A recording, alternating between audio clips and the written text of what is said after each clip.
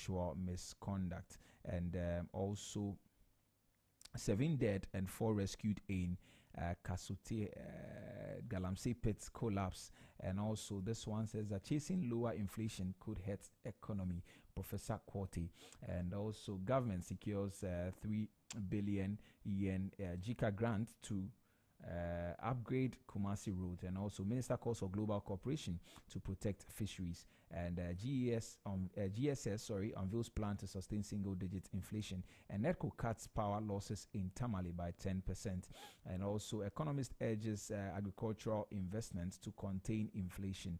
And also this one says that become Ghana salespersons, Mahama urges new ambassadors. And BOG introduces draft bill for virtual asset service providers. And also banks credit to private and public sectors declines by 59% in June. And also this one says that exporters face tariff surge after AGOA expiry.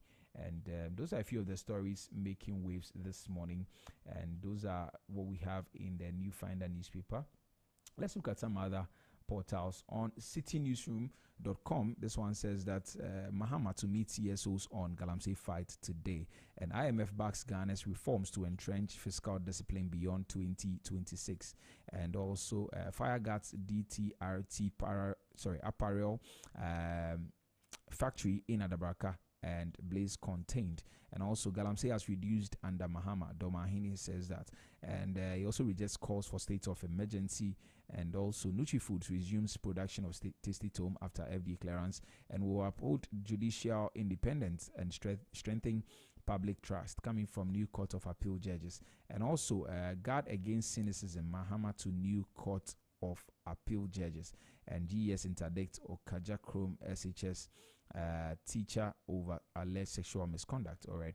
And Domahini and 20 others to be sworn in as Court of Appeal judges. I think they were sworn in yesterday. And also on myjoyonline.com, top story says that debt restructuring was my darkest hour. Akufo-Addo says that, and lives were shattered. Akufo-Addo on debt restructuring fallout. And also, we are chasing votes instead of visions. Zaneto calls for bold leadership beyond elections. And some OMCs increase fuel prices, with diesel selling at 14 cedis, 18 pesos per liter. And also, this one says that Mahama urges new Court of Appeal judges to uphold courage, integrity, and humility. And Singapore bans gum, and Rwanda bans plastic. Why can't Ghana enforce order? That is coming from Zaneto as well. And Ghana raised Jumso from Galamsey. Adumako Mensa says that. All right, let's look at some other portals as well. On the bnftonline.com, this one says that Gore cautions public against online investment scams. And also Africa's trade dream endures, Professor Orama, and says that. And also AI innovation must anchor global communication. That is coming from the minister. And government seeks to woo upstream petroleum investors, and that's one is also there. And cocoa farm gates price up by 400 Ghana cedis. And all right, GCB steps up as Ghana's flagship trade partner in Africa. And also ADB and Swedru All Blacks Football Club unveil banking and match day partnership. And GIZ commissions Digital Economy Outlook 2025. And Standard Chartered Asidu Adai named 2024 CMG marketing practitioner of the year. All right, let's look at some other portals as well. All right, and this one is on High Street Journal. It says that card payments for $1 with Visa or MasterCard in Ghana are up 20% compared to 3 months ago. And also graphiconline.com, government to revamp Metro Mass for 24-hour operations, coming from the Deputy Minister. And also Ghana Armed Forces confirms arrest of 2 soldiers in connection with alleged Galamsey extortion. And Ghana and Niger signed bilateral deal to boost transit trade. And new Court of Appeal judges, including Domahini, sworn into office. And GES interdicts Okaja. Okay, I already read that story on other portals. And also when Chief of Staff Julius Debra cuts the cake at Graphic 75th anniversary. All right, let's look at some international stories as well. Now, this one says that, all right, so on BBC Africa, 2 men killed in Manchester synagogue attack named, and also why we struggle to protect the young from conspiracy theorist parents, and also Trump wield axe over Democrat agencies as shuts down blame game rages, and former Israeli hostage very worried U.S. peace plan will not happen. And those are a few of the stories there. Let's look at CNN. CNN says that Germany's Munich, the latest European airport, forced to close after wave of drone sightings, and also Manchester's Jewish community left reeling after deadly attack on holiest day. And also this one says that Israel stops 14 Gaza aid boats, and organizers say sparking international criticisms. All right, those are a few of the stories. Let's look at let's try to break some of them down. I have joined me over the phone lines Michael Akpene Afolabi, and he's a news review pundit, and he joins me this morning for this morning's review. Michael, good morning. How are you? Good morning, Ralph. I'm doing well. I hope you are well too. Yeah, I'm well by God's grace. Thank God. And good morning to our listeners as well. Right. It's always a pleasure to speak to you. So let's get into some of the stories this morning. And this one says that Professor Ade urges businesses to uphold integrity and fairness in profits pursuit. Story is on page 8. Let me just read a portion of that, and then maybe you can share your thoughts.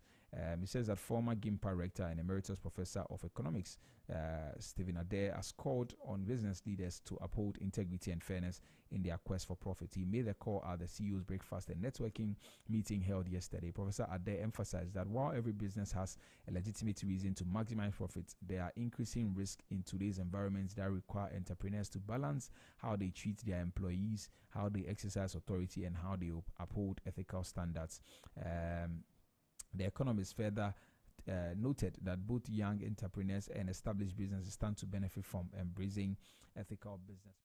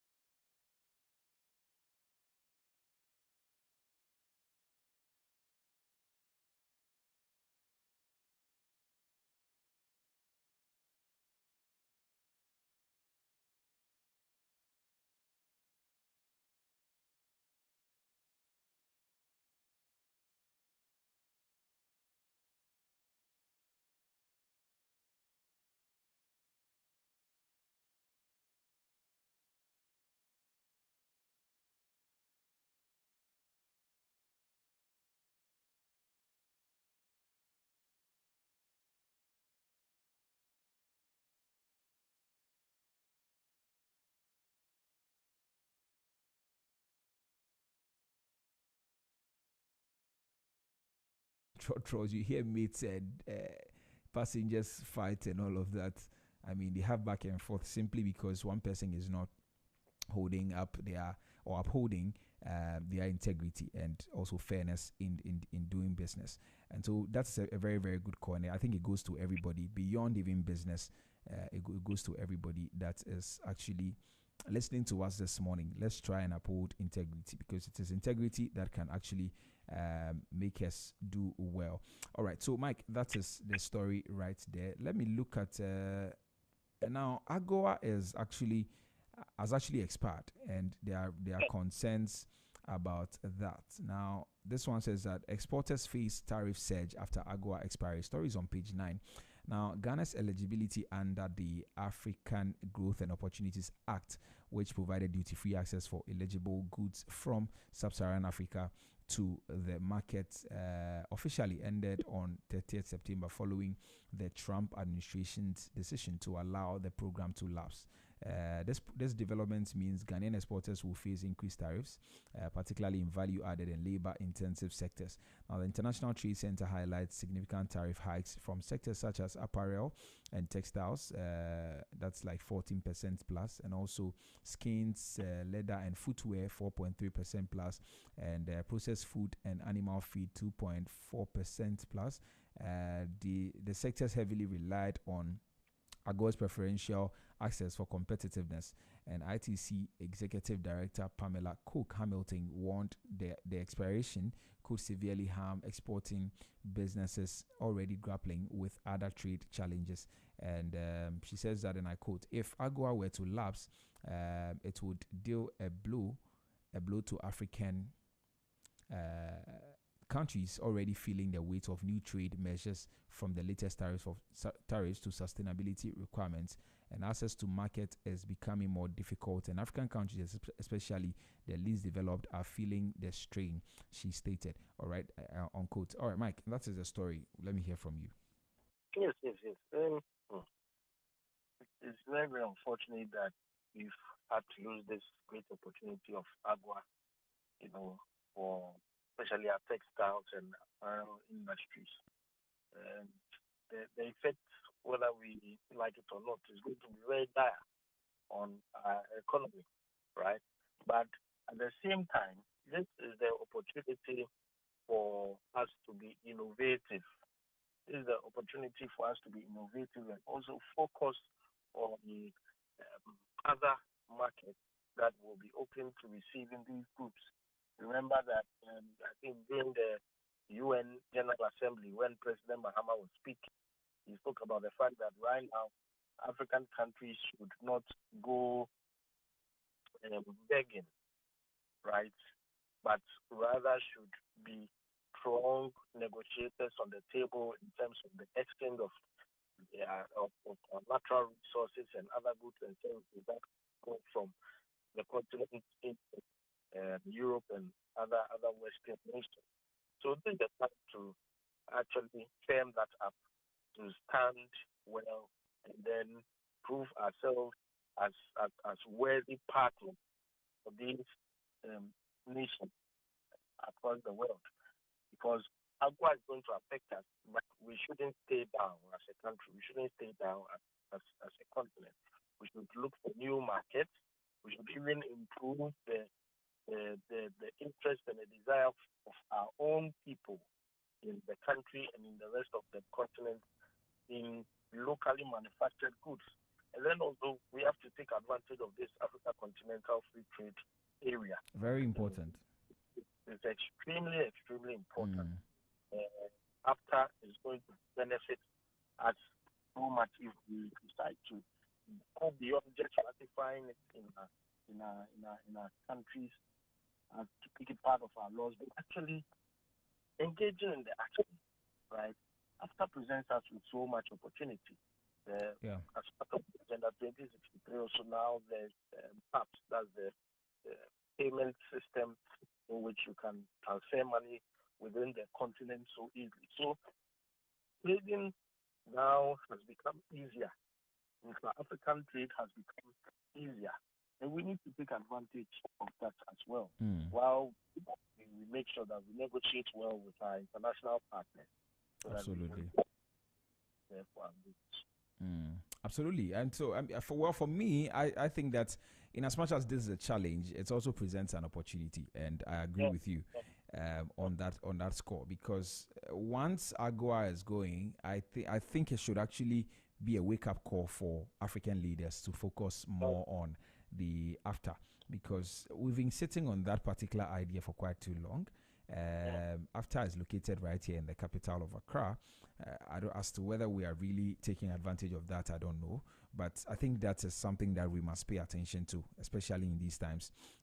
Everybody must be concerned. I mean, African leaders must be concerned about how to grow that 54 countries. Oh, my brother, 54 countries. It's probably, yeah. There's so much opportunity. There's so much opportunity that if we're able to do that, we might not even need to be focusing, or relying on external or Western countries and all of that for Western trade partners for trade. And I think that is something that we have to look at. And so we need to shift our focus to after. At a point in time like this is not a time to continue to cry and wail about AGOA, because one thing that I've realized is that as Africans, when we sometimes, I may not be able to speak for every African, but for Ghana, for instance, there are times that when we have certain opportunities, we think that these opportunities will be there forever. Forever, exactly. And so we don't do anything to help ourselves improve. So we know that, say, US is giving us some aid through maybe US aid. We think that it is always going to come. And that is a problem. That's a problem. Let's look at alternative sources of actually doing the things that we have to do. It's like you are relying on somebody. So maybe you have you are relying on your parents, and they are feeding you while you are young. It will not be there forever. That is the thing. We African leaders must understand that some of these opportunities will come, but there will be people that will come. Will rise up like Trump, who will come and cancel it. Yeah. And so whatever we are depending on, even today, we are depending so much on China for all kinds of things. These things will not be there forever. What is your alternative?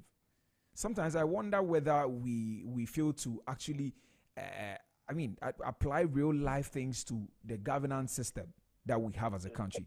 Because oftentimes you see that in our personal lives, we know that when we are depending on somebody, we have to hurry up and then move on to something else.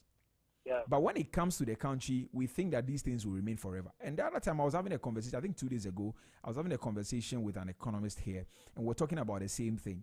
We've been depending so much in our extractive sectors. We've been depending on foreigners, foreign partners and all of that to come and extract our gold and do all kinds of things, refine them and all of these things, even oil. We have all kinds of companies that are in the country, they are private partners, and they give us a small percentage of the proceeds from these things that they do. And the reliance is on their technology. And it will shock you to know that one particular gold company in this country has been here for 128 years. It's a South African company. And they've been mining our gold for 128 years. We haven't been able to learn from them. We haven't been able to, as it were, study their technology and be able to build some for ourselves, so that at some point we can say that, oh, enough is enough. Thank you very much for helping us to this point. Because we get less than sometimes 10%, 15% of the proceed, And these are some of the things that we are talking about. We have to step up. I believe so. We have to step up when it comes to some of the things that we are enjoying. These opportunities will not be there forever. Governments come and governments go, and the things are still the same way they are. We are not leading, we are actually managing, and it is very unfortunate. Yeah. It is very unfortunate. We really need. We need to step up. Yeah. We need to. We need to step up. I really sometimes I don't know, but yeah, that is that. I understand how you feel. It's these are some of the things that make you feel sad as a Ghanaian and even an African. Exactly. Right? That our leaders are not matching up with the times. They like you said, they think that things are going to be the same always. Things are going to be the same always. But we spend time, we spend money training people, allowing people to travel outside, our ministers and all that travel outside the world to go and see improvements across the world in advanced states. Yeah. And I don't know if when they come back, they wonder what can we do to make the same happen here in this country. But if they were thinking about that, I don't think our situation will be like this. Absolutely. I don't think our situation will be like this. So they clearly don't think about all of that. And they rather prefer going back to these countries to seek support, to do projects. They don't complete the project. The money is finished. Well, right, Michael. Let's try and see if we can touch on some other stories, and then we can go. Okay, let's do this last one in the New Finder newspaper. It says that GS interdicts Okajah Chrome SHS teacher over alleged misconduct. Now, the Ghana Education Service has interdicted a teacher at Okajah Chrome Senior High School, Senior High Technical School in the OT region, following the circulation of a video alleged showing him in a sexual act with a female student. Now, in a statement released on Tuesday, 2nd October, and signed by the GS Head of Public Relations, Daniel Fenyi, the service said the teacher has been barred from entering the school premises pending investigations. The thing, we've seen the person anyway. Okay. Now, GS described the conduct as unacceptable, unethical, and a violation of professional code of conduct for teachers. The service assured parents and the public that the protection and safety of students remain its top priority, and warned that any teacher found culpable of such acts that compromise students' welfare will face the full rigors of the law. Michael, I think that it was it just last week or Monday or so when we were talking about the KNUST Senior High School headmaster. And then less than a week, or we are still in that week, and then we are hearing of another teacher. How many more of these things are going on in our schools? And for how long will GES continue to be reactive instead of being proactive? What can we do? That's the question we have to ask ourselves. What can we do to actually sensitize or sanitize our schools to be free of these things? One of the things that I believe we can do is to set up spies on campuses with students, so we can have student spies. Very, very important. Who are monitoring some of these actions. Because, we always come back and say, we condemn this act, it is unacceptable, and anybody who does this will face the full rigors of the law. And I have seen several statements. I've seen the gender minister also make some comments. I've seen CSOs in education also mention some things, and it's always a reactive nature. There are so many things going on in our senior high schools, and we have to wake up. It's very, very bad. We have to wake up. And I think students too should be encouraged to report. Exactly. Immediately taking signs of these things, these advances from their teachers. Some of these teachers who tend to use threats. Exactly. Students who do not succumb to their wishes. Yeah. If you don't allow me, I will change your grade. I will not allow you to pass this exam. And that fear, because they go to school based on the admonishment of their parents, you have to learn, you have to do well, you have to do this. Teacher comes and is trying to make advances towards them in exchange for their grades, right? Yeah. So, of that fear, they do it. Our students need to be encouraged that, look, do not be afraid. They cannot do anything to you. Report them. Once they start making the advances towards you, report them. And sometimes, too, I believe that there should be a higher authority present in these schools other than the teachers, because sometimes if a student decides to go and report to another teacher, they'll just say, "Oh, don't mind." Yeah. For all you know, that teacher is also even engaged with some other students. So these advances will start coming. Will keep coming. And the teacher you're going to report to will also be interested. So a higher authority, someone who is not at the level of these teachers, to flow with them in that area, so that students can be comfortable to report these issues to them, because it's getting out of hand. It's getting out of hand already.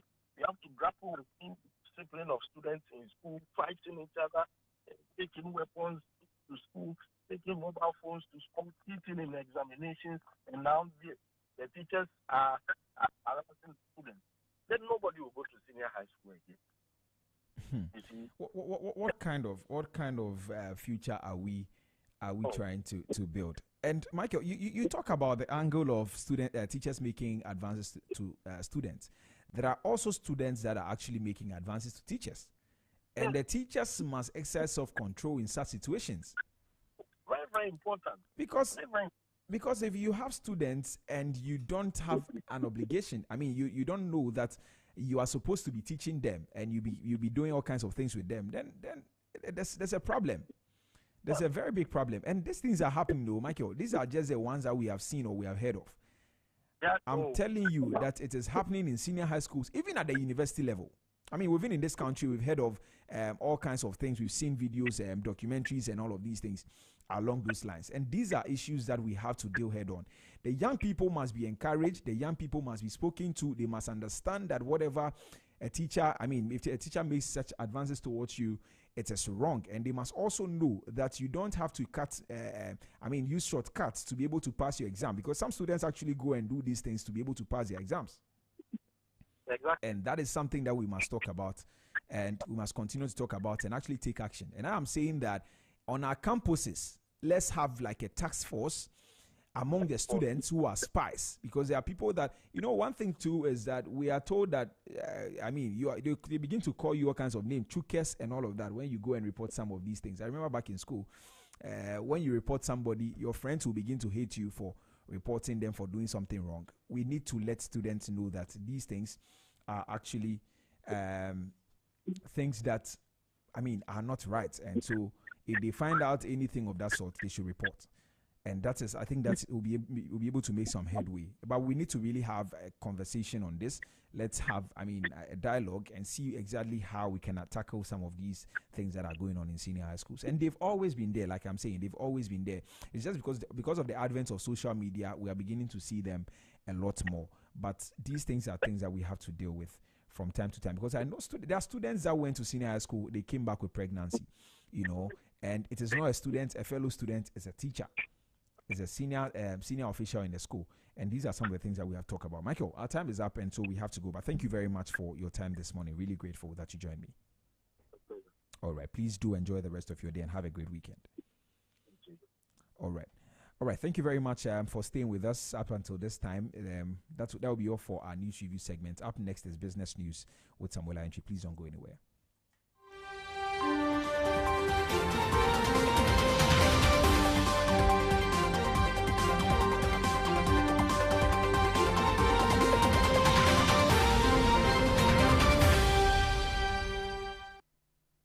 Hello and welcome to the business news segment on Business Breakfast on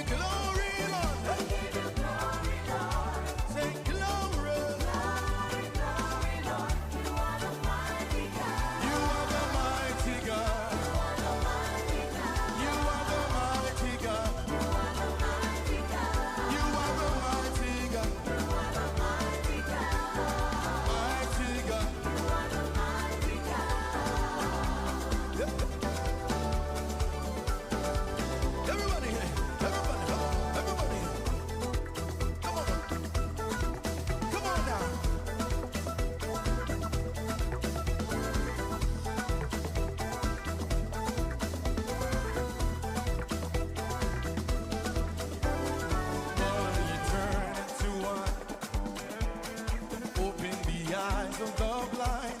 There's no one like you. There's none like you. Come on now.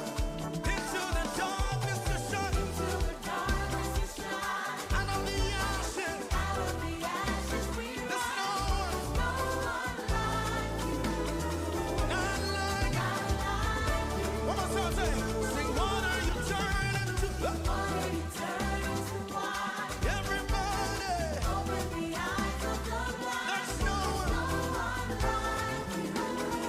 None like you. If you believe it, into the darkness you shine. Into the darkness you shine. Out of the ashes. Out of the ashes we rise. There's no one like you. None like you. Our God is greater. Our God is greater. Our God is stronger. God, you are higher than any other. Our God is here. Awesome in power. Our God is greater. Stronger. Wiser. You are higher than any other. Our God is here. Awesome in power. Our God. Hey, everybody, come on.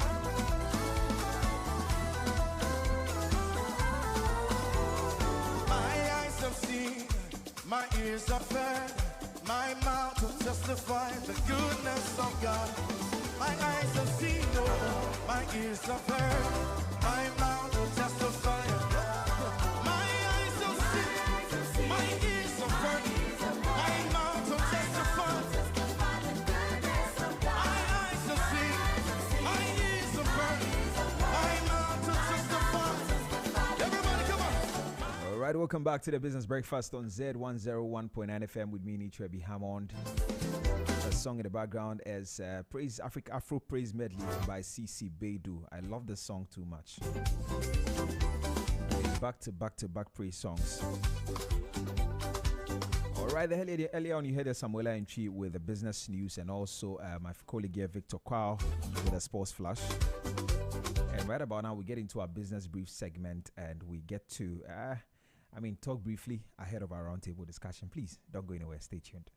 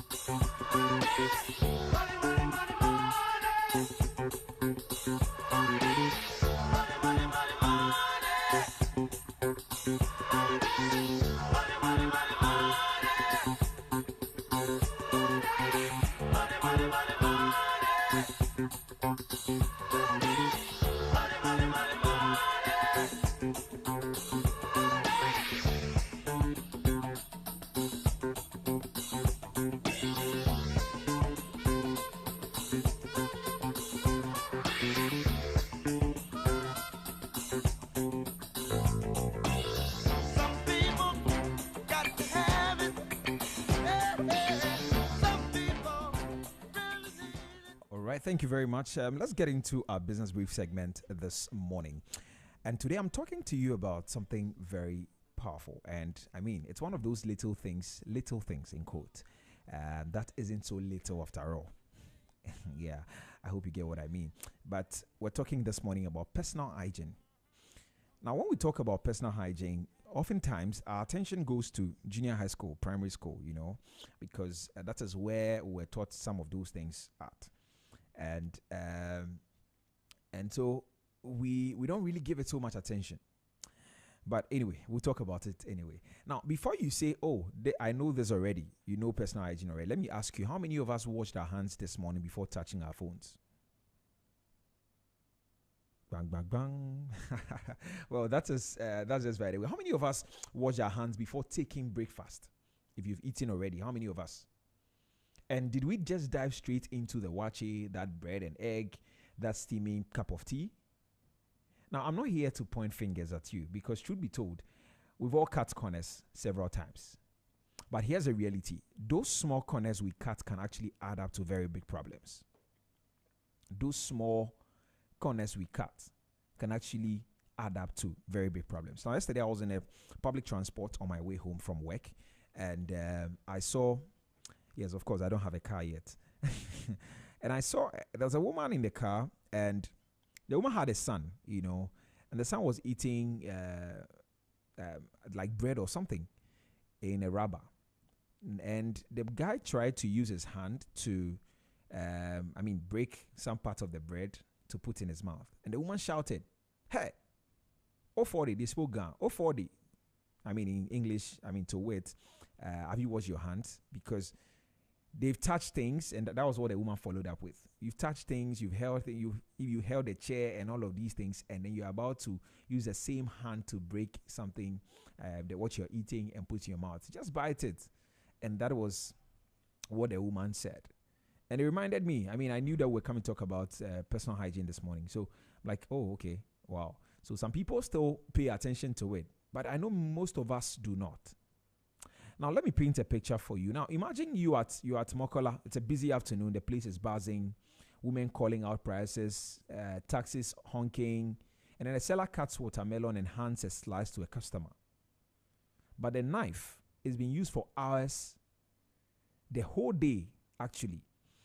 And it hasn't been washed. They just do a quick wipe on a cloth, and then they are good to go. The water in the bucket nearby has turned brown from repeated rinsing. The customer takes their food, bites into it, and life goes on. Do we see some of these things? Do we see some of these things on our streets and all of that? It is a very serious issue. But what we don't see often are the invisible passengers that just got transferred, which are bacteria, germs, and sometimes even cholera-causing pathogens. They don't show up immediately. Maybe it takes a day, maybe two, and suddenly the person is on a hospital bed with diarrhea. And this isn't an exaggeration. In fact, diarrhea is still the third leading cause of death among children under 5 in Ghana. Maybe you don't know, but diarrhea is the third leading cause of death among children under 5 in Ghana. Every year we lose close to 10,000 children to something as preventable as diarrhea. And think about it, 10,000 dreams cut short, 10,000 families grieving, 10,000. And it's not just children, adults too. Now in 2014, Ghana recorded almost 29,000 cholera cases. 29,000, you heard me right. 29,000 cholera cases with over 200 deaths, mostly in Greater Accra. And just last year, over 1,300 cases and at least 10 deaths. And even this year, the numbers are worrying. Now, let me ask you, how does that make you feel? Knowing that so many lives are being lost, not because of some incurable disease, not because of any chronic disease, but because of poor hygiene. Sometimes you go to buy food and the woman or whoever is selling the food will just clean their hands in some dirty napkin on the side, and then they just pick the thing for you. Sometimes even they put the egg into water, and the water is dirty because they use the same hands to, oh my God. And the ripple effect is that, let's take it closer to home. Now imagine a father who misses 3 days of work because he has food poisoning. His salary is already tight. Missing those days means less income, and now he has a hospital bill to pay.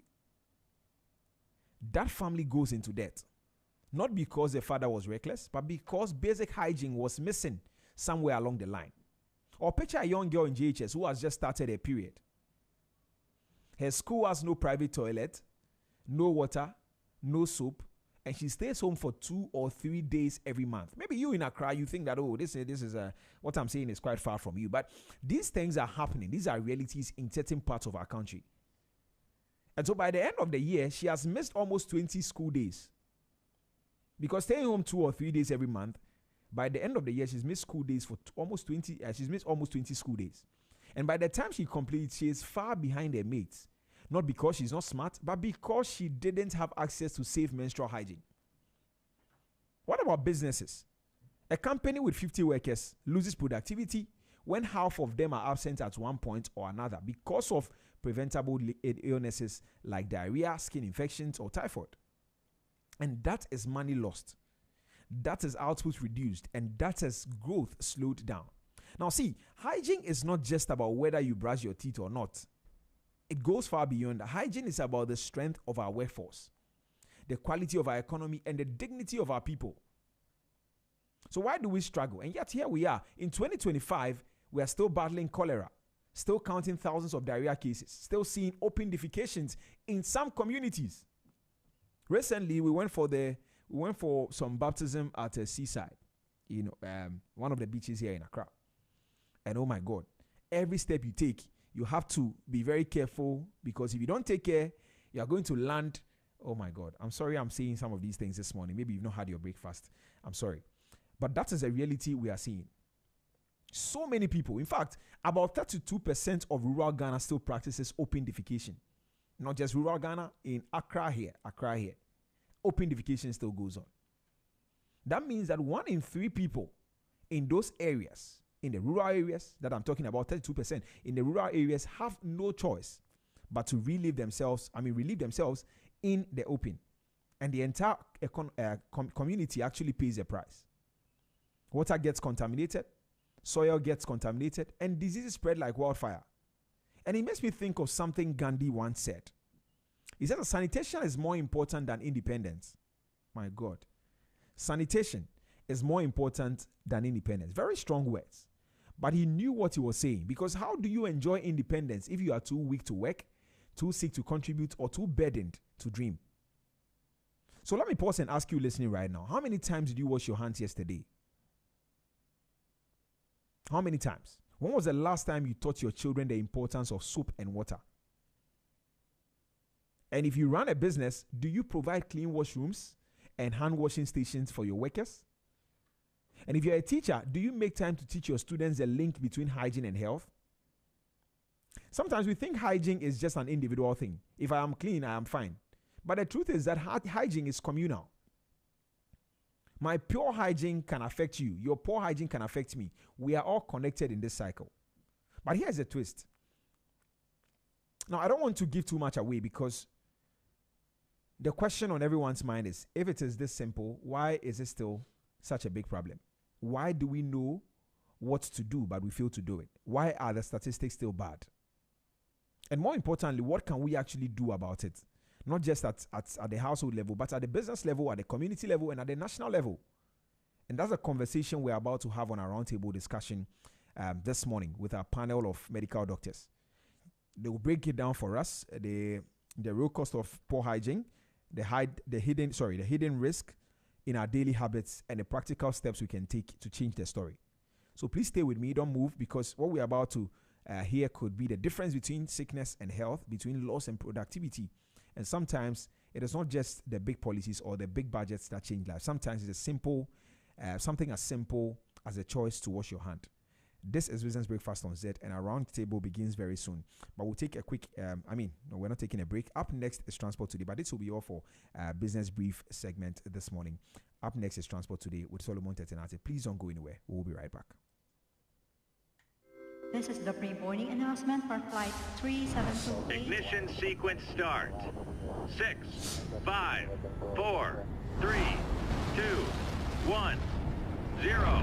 All engines running. Liftoff. We have a liftoff.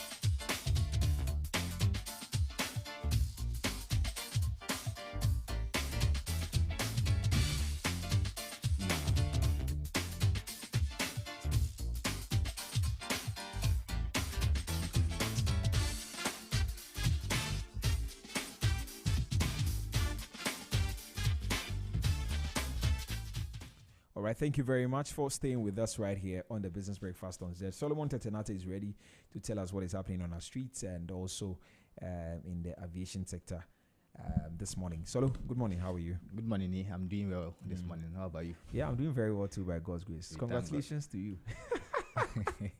What are you congratulating me about? You want me to go into that? Congratulations. I'm happy for you. Thank you. I'm very, very happy for you. Like, yeah. I'm so happy. Thank you so much. Yes. I really appreciate it.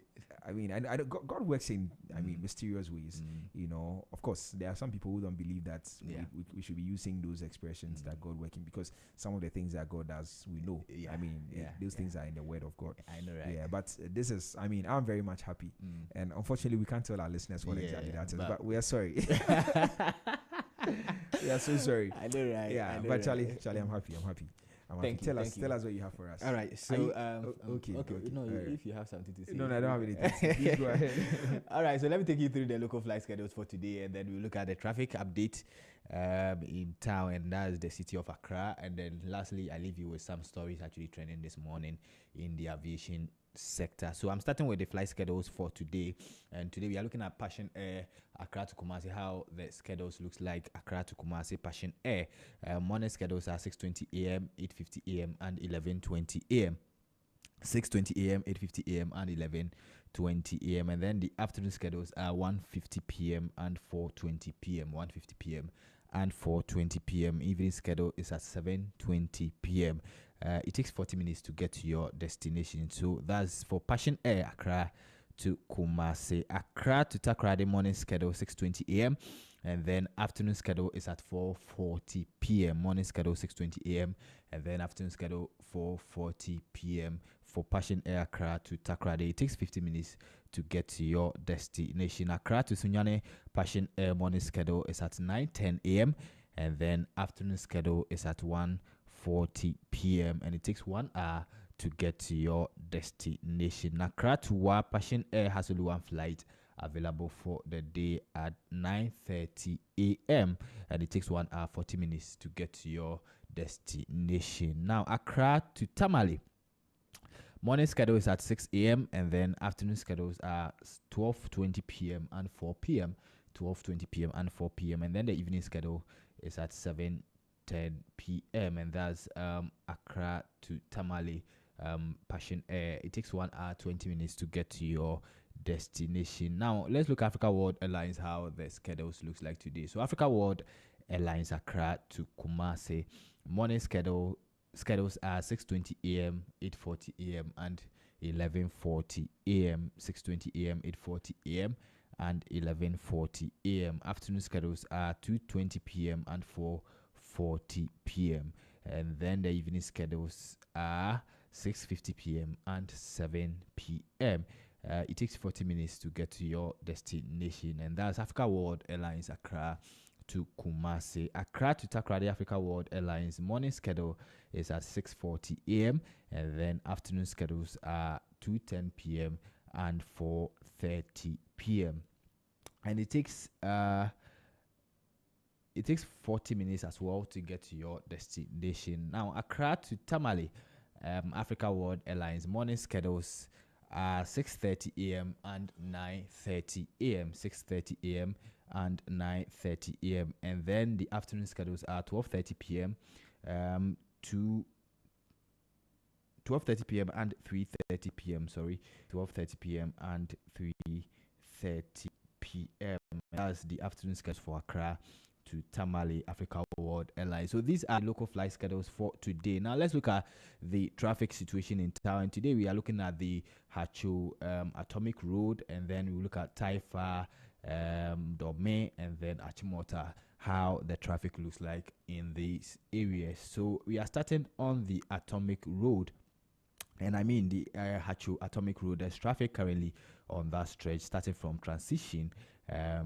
There's massive traffic right from Transition to Taifa Burkina Taxi Run Atomic Runabout. So you should take note of that. If you are using that street, you have to experience traffic around that area. Also, there's traffic currently on the St. John's Dome Kwabenya Brekusu Road, heading towards Dome Market. If you are from the where the Pentecost International Worship Center is located, getting close to Atomic Runabout, there's traffic right from that area to KFC Dome, and that's Dome Market. So you should take note of that. If you are using the St. John Dome Kwabenya Brekusu Road, there's traffic currently on that stretch as we speak, and you should take note of that. Atomic Hills Estate Street is also building up slowly at the moment, especially where the airport saloon Kwabenya is located. There's traffic on the Atomic Hills Estate Street, so you should take note of that. And that street joins the ECG Kwabenya road, and that's where the Atomic Runabout is. So you should take note of that if you are using the Atomic Hills Estate Street. So that's the traffic situation around that area. Now let's look at the traffic situation around Achimota. Currently there's traffic on the stretch, Achimota stretch. Currently there's traffic around where the Achimota Melcom is located on the main road, and that's Kumasi Highway. There's traffic on the stretch as we speak. It starts from the Melcom past the Achimota New Overhead to Achimota Old Station bus stop. There's massive traffic on the stretch as we speak, so you should take note of that if you are using the Kumasi Highway. If you are from maybe Pokuase, if you are from Insawem, or if you are from Kumasi heading towards Accra, definitely you are going to be in traffic at Achimota, and they start from Achimota Melcom to Achimota Old Station bus stop. So these are the areas that we can touch on in terms of the traffic update for today. Now let's look at some stories actually trending in the aviation sector. So Avelo Airlines, which has been recognized for operating economical and has a free service to numerous points in the United States and internationally, has established the new program named Avelo Plus. This newly launched membership program is designed to cater to travelers going across Los Angeles, Orlando, and Puerto Rico. So the Avelo Plus members will have unlimited access to additional incentives for only $49 in the first year. Needless to say, this will streamline the user's travel experience and make the trip considerably more affordable and enjoyable. And also, Lesvos reports over 6% growth in international arrivals in 2025. So Lesvos, one of the most captivating island in the North Aegean region, is witnessing significant growth in its tourism sector in 2025, with international arrivals soaring by over 6%. This positive trend underscores the island's growing appeal and the region's robust development. And this is actually the stories trending this morning in the aviation sector. So that's all for transport today. Thank you so much, Nii, for having me. All right, thank you very much, Solomon Tetenati, for bringing us transport today. All right, so of course the show continues. This is Business Breakfast on Zed 101.9 FM, and we'll take a quick music break. When we return, we get into a market trend segment with Emmanuel Boateng, our in-house economic analyst. Pacho, menko baby.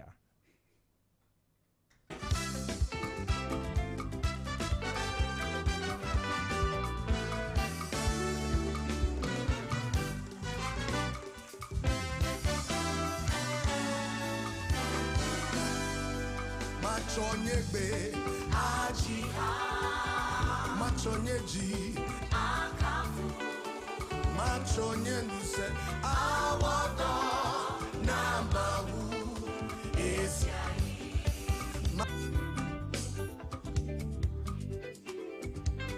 This is Business Breakfast on Zed 101.9 FM.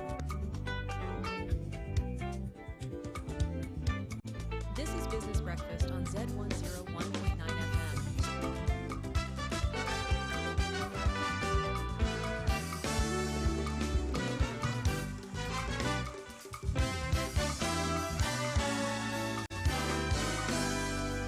Machonyegbe aji machonyeji akafu machonyenduse awodo nambawu esiai. Machonyegbe Machonyeji Machonyenuse Awodo Namawu Esiahi For my way Neoname Machonyenuse Awodo For my way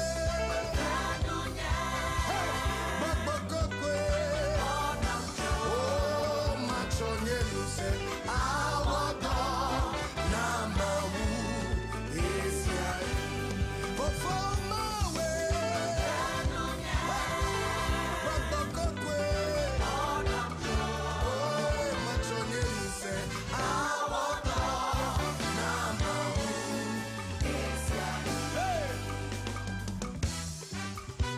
You can give the Lord a dance in this place. Come on.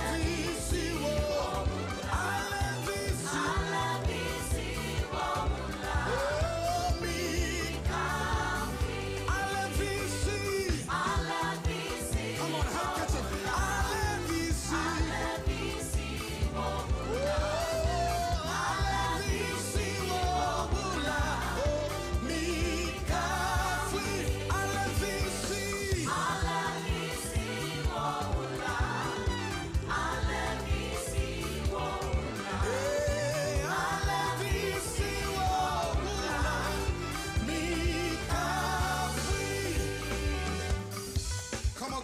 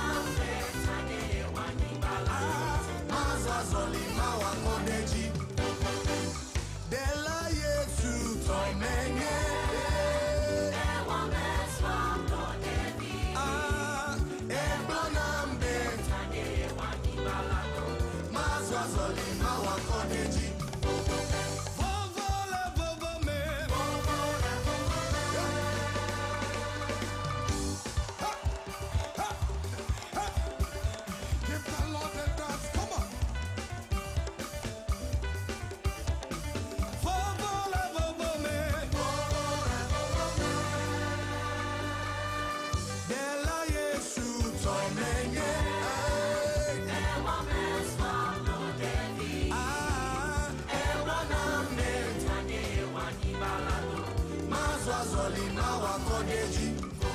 Hey, Mazwazoli mawakodeji. Mazwazoli mawakodeji. Mazwazoli mawakodeji. Kodeji, mawakodeji. Mawakodeji, mawakodeji. Mawakodeji. Sipofome.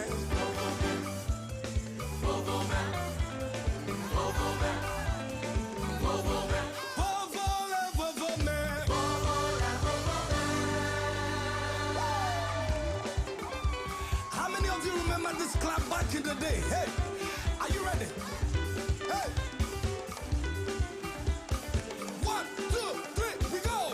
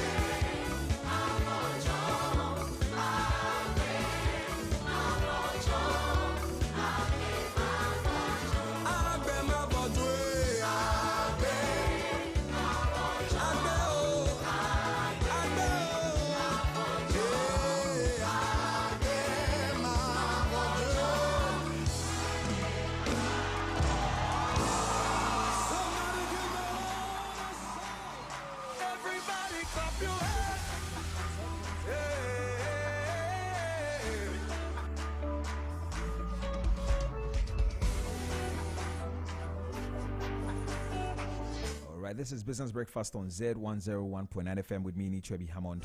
Thank you very much for staying with us right up until now. It's exactly 3 minutes after 8.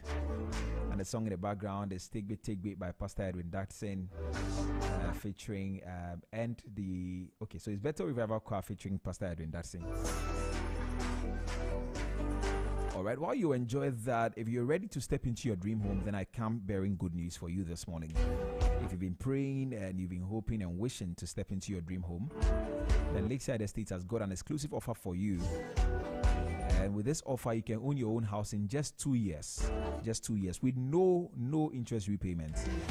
Yes, that is possible. And this offer gives you affordable payments, flexible home purchase plan, quality homes and lifestyle choice. And you also get to choose from a variety of beautiful homes in any of Lakeside Hills clusters.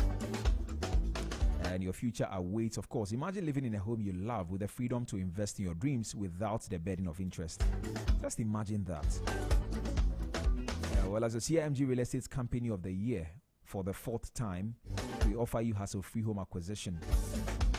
All you have to do is to call us today on 020-477-5042, 020-477-5042, or 020-477-5040, 020-477-5040, or 05014186222, 05014186222, 05014186222. And don't miss out on this incredible opportunity. Please do well to call us now to learn more and schedule a tour of our available homes. Lakeside Estates, quality home for all. All right, we'll be getting into our conversation this morning very soon with our in-house economic analyst Emmanuel Boateng. But please do enjoy this one, and we will be right back.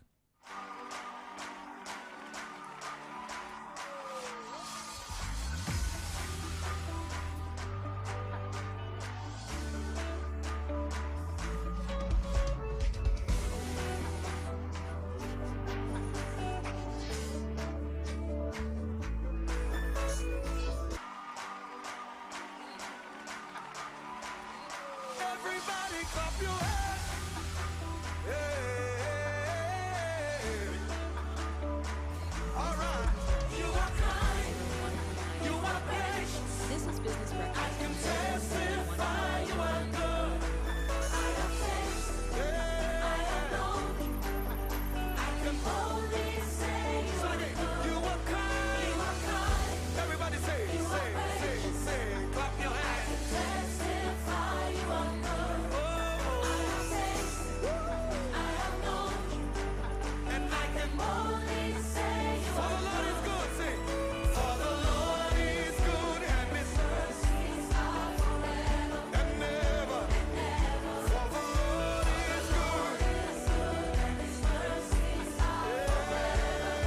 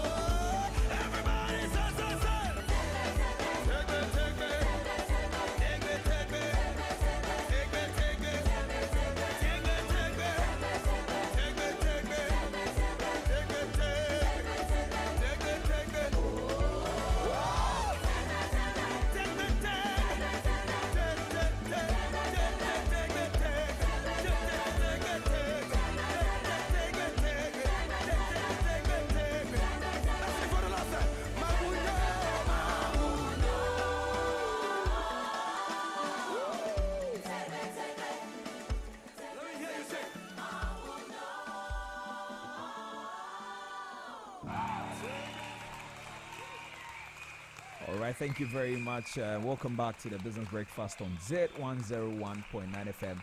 Right about now, we get into our market trend segment. And we started a conversation, very important conversation yesterday, and we're continuing that today. And Ghana's inflation story, as we know it, has taken a very remarkable turn. The latest figures from the Ghana Statistical Service show that inflation for September is at 9.4%, which is the lowest in more than 4 years. And it's a ninth consecutive month of decline that we have seen this year. And I mean, food prices are still rising faster than non-food, according to the figures, and also the regional disparities still remain, with some recording as low as 1% inflation and others above 20%. And yesterday we tried to touch on those issues, but we're looking at sustainability. Beyond the numbers, really, we are looking at the sustainability of it. And also, I indicated that GSS, the Ghana Statistical Service, has outlined a roadmap to keep inflation at single digits, focusing on better data, supply side reforms, and coordinated fiscal and monetary policy. And the question we're asking is, how significant is this milestone, and what risks could still reverse it, and what must Ghana do to actually make low inflation a permanent feature of our economy? And that is exactly what we'll be talking about today. We started a conversation yesterday, and so we'll continue today. Emmanuel Boateng, our in-house economic analyst, he joins me over the phone lines for this conversation. Ima, good morning. Hello, Ima. Yeah, good morning, Mr. Yeah, how are you doing, my brother? Yeah, I'm doing very well. How are you doing? Yeah, I'm doing awesome by God's grace. Yeah. Right. So yesterday we started the conversation. Today we want to continue and highlight a few of the things, especially some of the key factors in there, and then we'll look at sustainability of the whole thing. But I saw something. I'm not too sure if you'd want to pick. I mean, you would want to share your thoughts on that. I don't know, but Professor Korte at ISE, really, ISE, yes. He says that chasing lower inflation could hurt the economy. I don't know if it says that chasing lower inflation could hurt the economy. Lower inflation. Yes, lower inflation could hurt the economy. Let me just read a portion of the story I'm talking about. Okay. It says that Ghana's disinflationary run has achieved a major milestone, with consumer price inflation easing to 9.4% in September 2025, the country's first single-digit reading in 4 years. Now, the latest data from the Ghana Statistical Service has widely been welcomed as it signals a significant easing of the price pressures that have gripped households and businesses in recent years. From food costs to transportation, inflation had eroded purchasing power, squeezed disposable incomes, and intensified the cost of living burden. Yet, even as optimism builds, a leading economist has urged caution. Professor Peter Korte, director at the Institute of Statistical, Social and Economic Research, ISE, has warned that aggressively forcing inflation further down could harm the economy. And I quote what he says: that some level of inflation is good. When the government is spending, when the government is constructing roads, it puts money in people's pockets. But if you fight inflation so hard, you will be hurting spending and economy as well. And he stressed that, unquote, he stressed that the target should not simply be lower inflation at all costs, but rather an optimal rate that balances stability with growth. And I quote him again. He says that we need optimal rate of inflation, and it has been estimated that anything between 10 to 15% for a developing country like ours is acceptable. At the moment, it is 9.4%, so it is fine. It's not so bad. And he also continues to say that, but if we try to drive it further down, it is going to hurt the economy, and it means the government is not spending, and it can affect people's lives significantly. Now, his comments come at a time when policymakers are under pressure to consolidate disinflationary gains. Food inflation has slowed to 11%, blah, blah, blah, blah. But Professor Korte cautioned that chasing lower inflation without regard to growth trade-offs could backfire.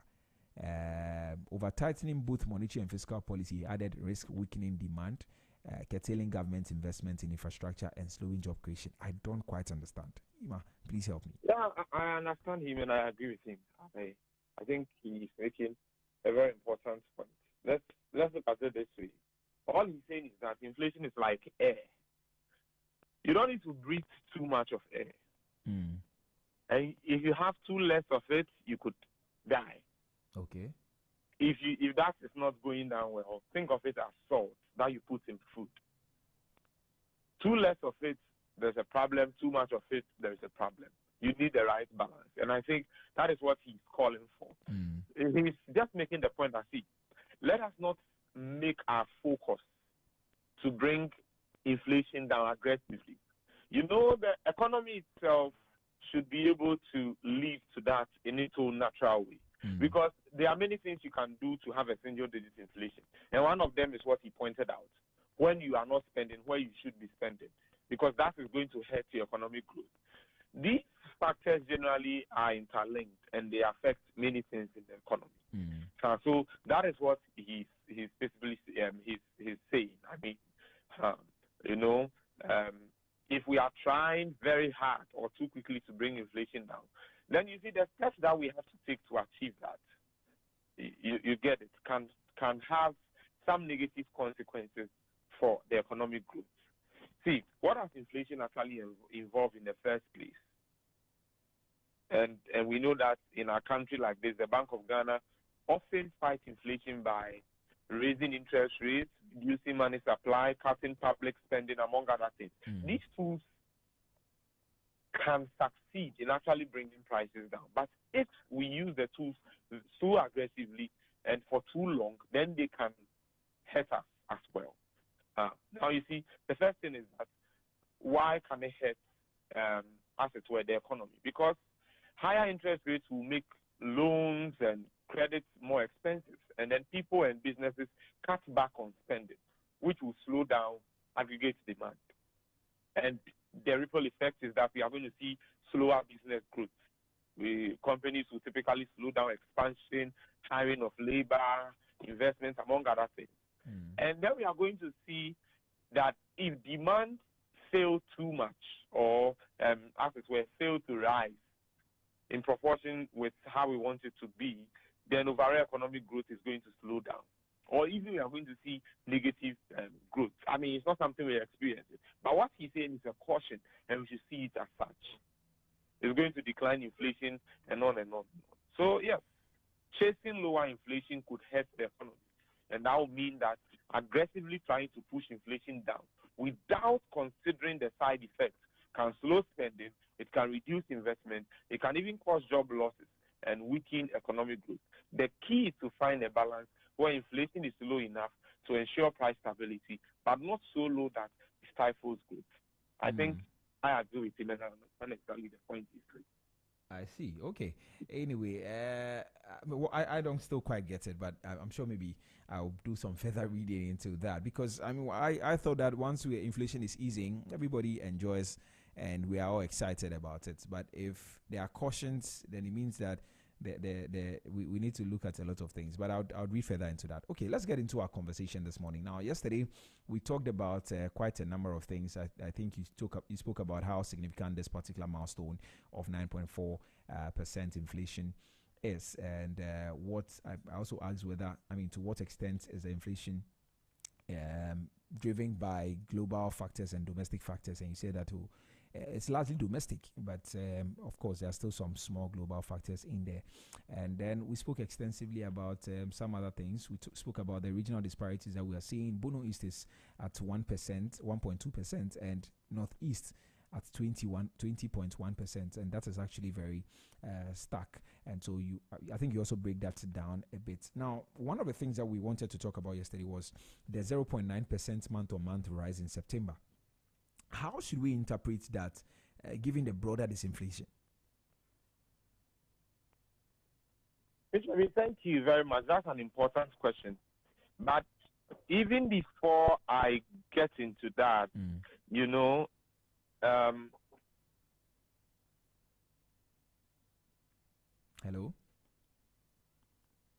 Hello? Okay, I'm suspecting that we lost Ima there. I'm here. Okay, I'm here. yeah. So we're listening to you.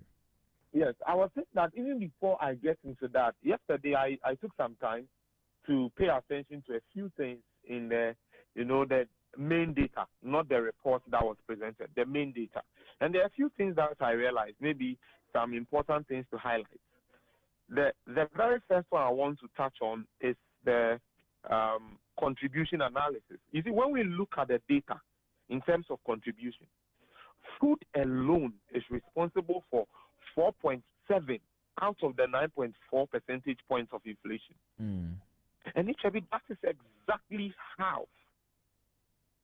And that shows us why, despite the good headline number, many Ghanaians may still feel some significant pressure at the market. Housing, utilities, and others are just about 1.6 percentage points. So these two categories alone account for 2/3. Food, housing, and utilities account for 75% of our inflation.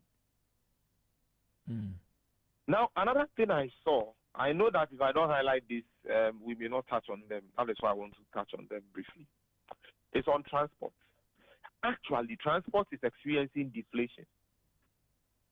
One positive development that we often overlook in the transport costs is that they are actually falling. They are down by 3.9% year on year. And that is actually reducing the overall inflation by some 0.4 percentage points and providing some level of relief to households and to businesses. You see, it is a reflection of the easing global prices in fuel.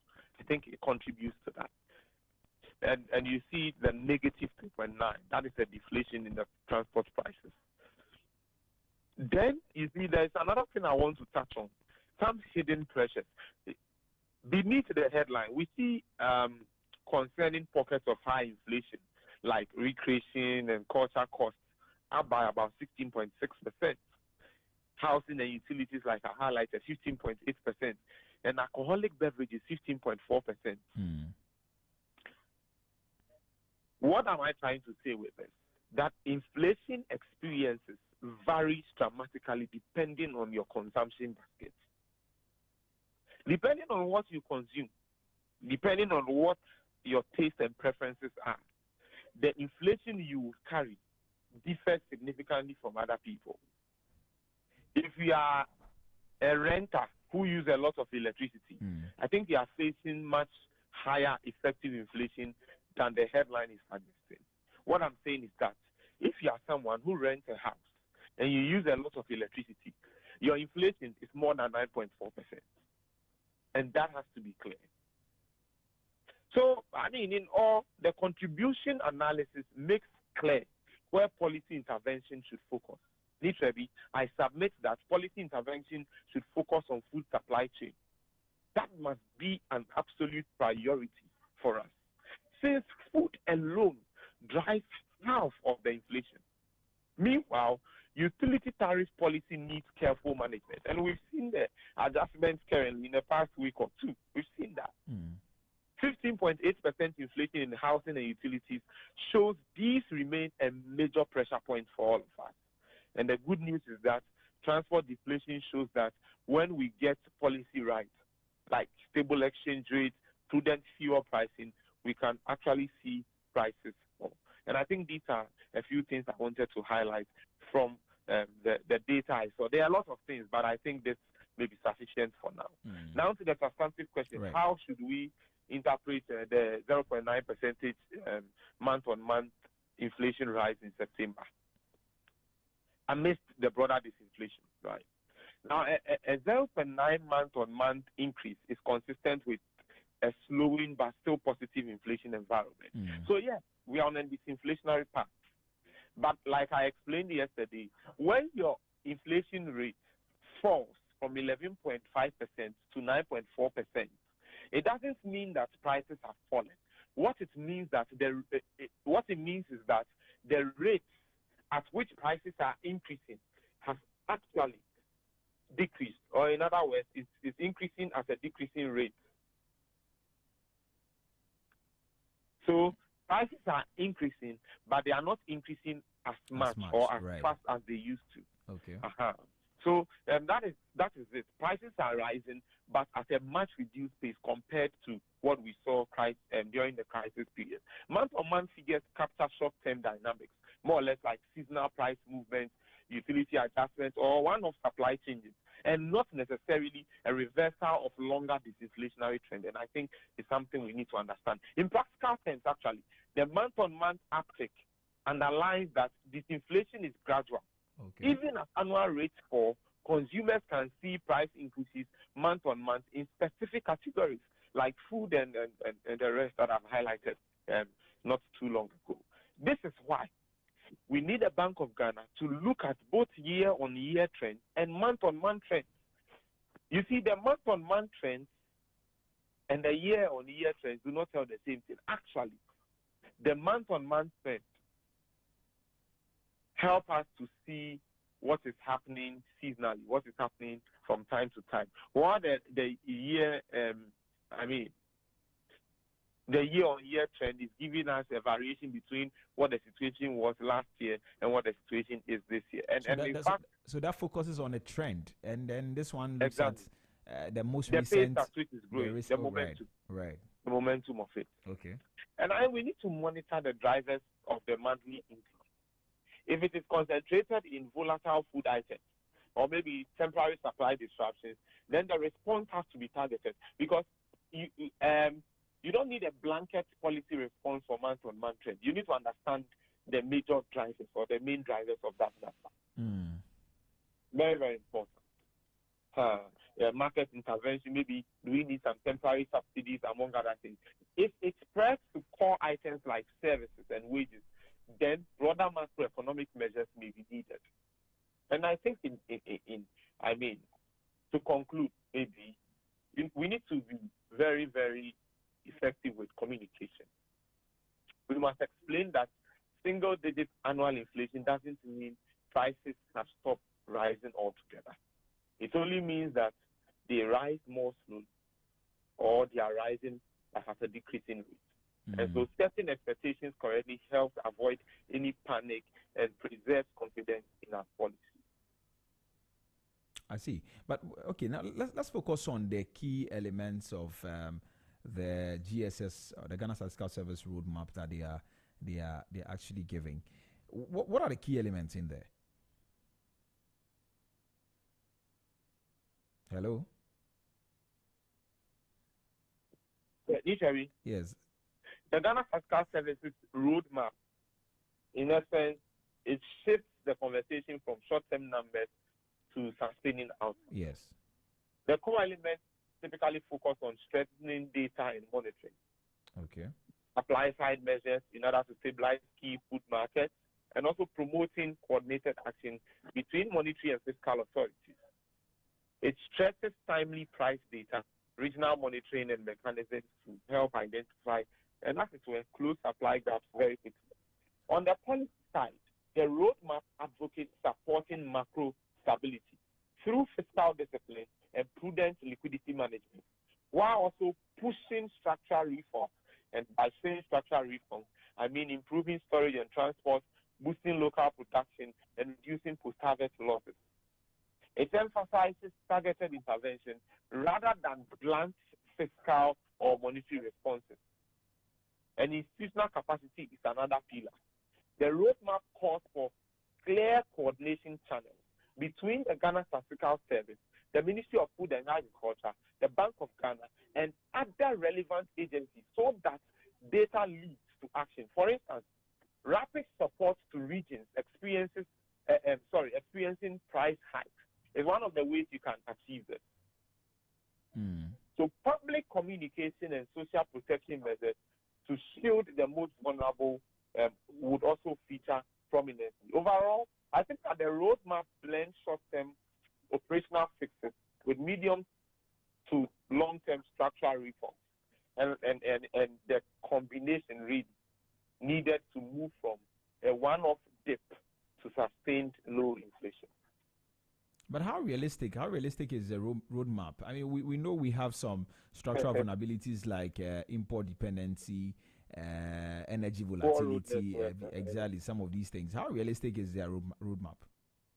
I think that the roadmap is realistic in its diagnosis, in terms of bringing out the issues, telling us what the issues are. But I think it's quite ambitious in its implementation.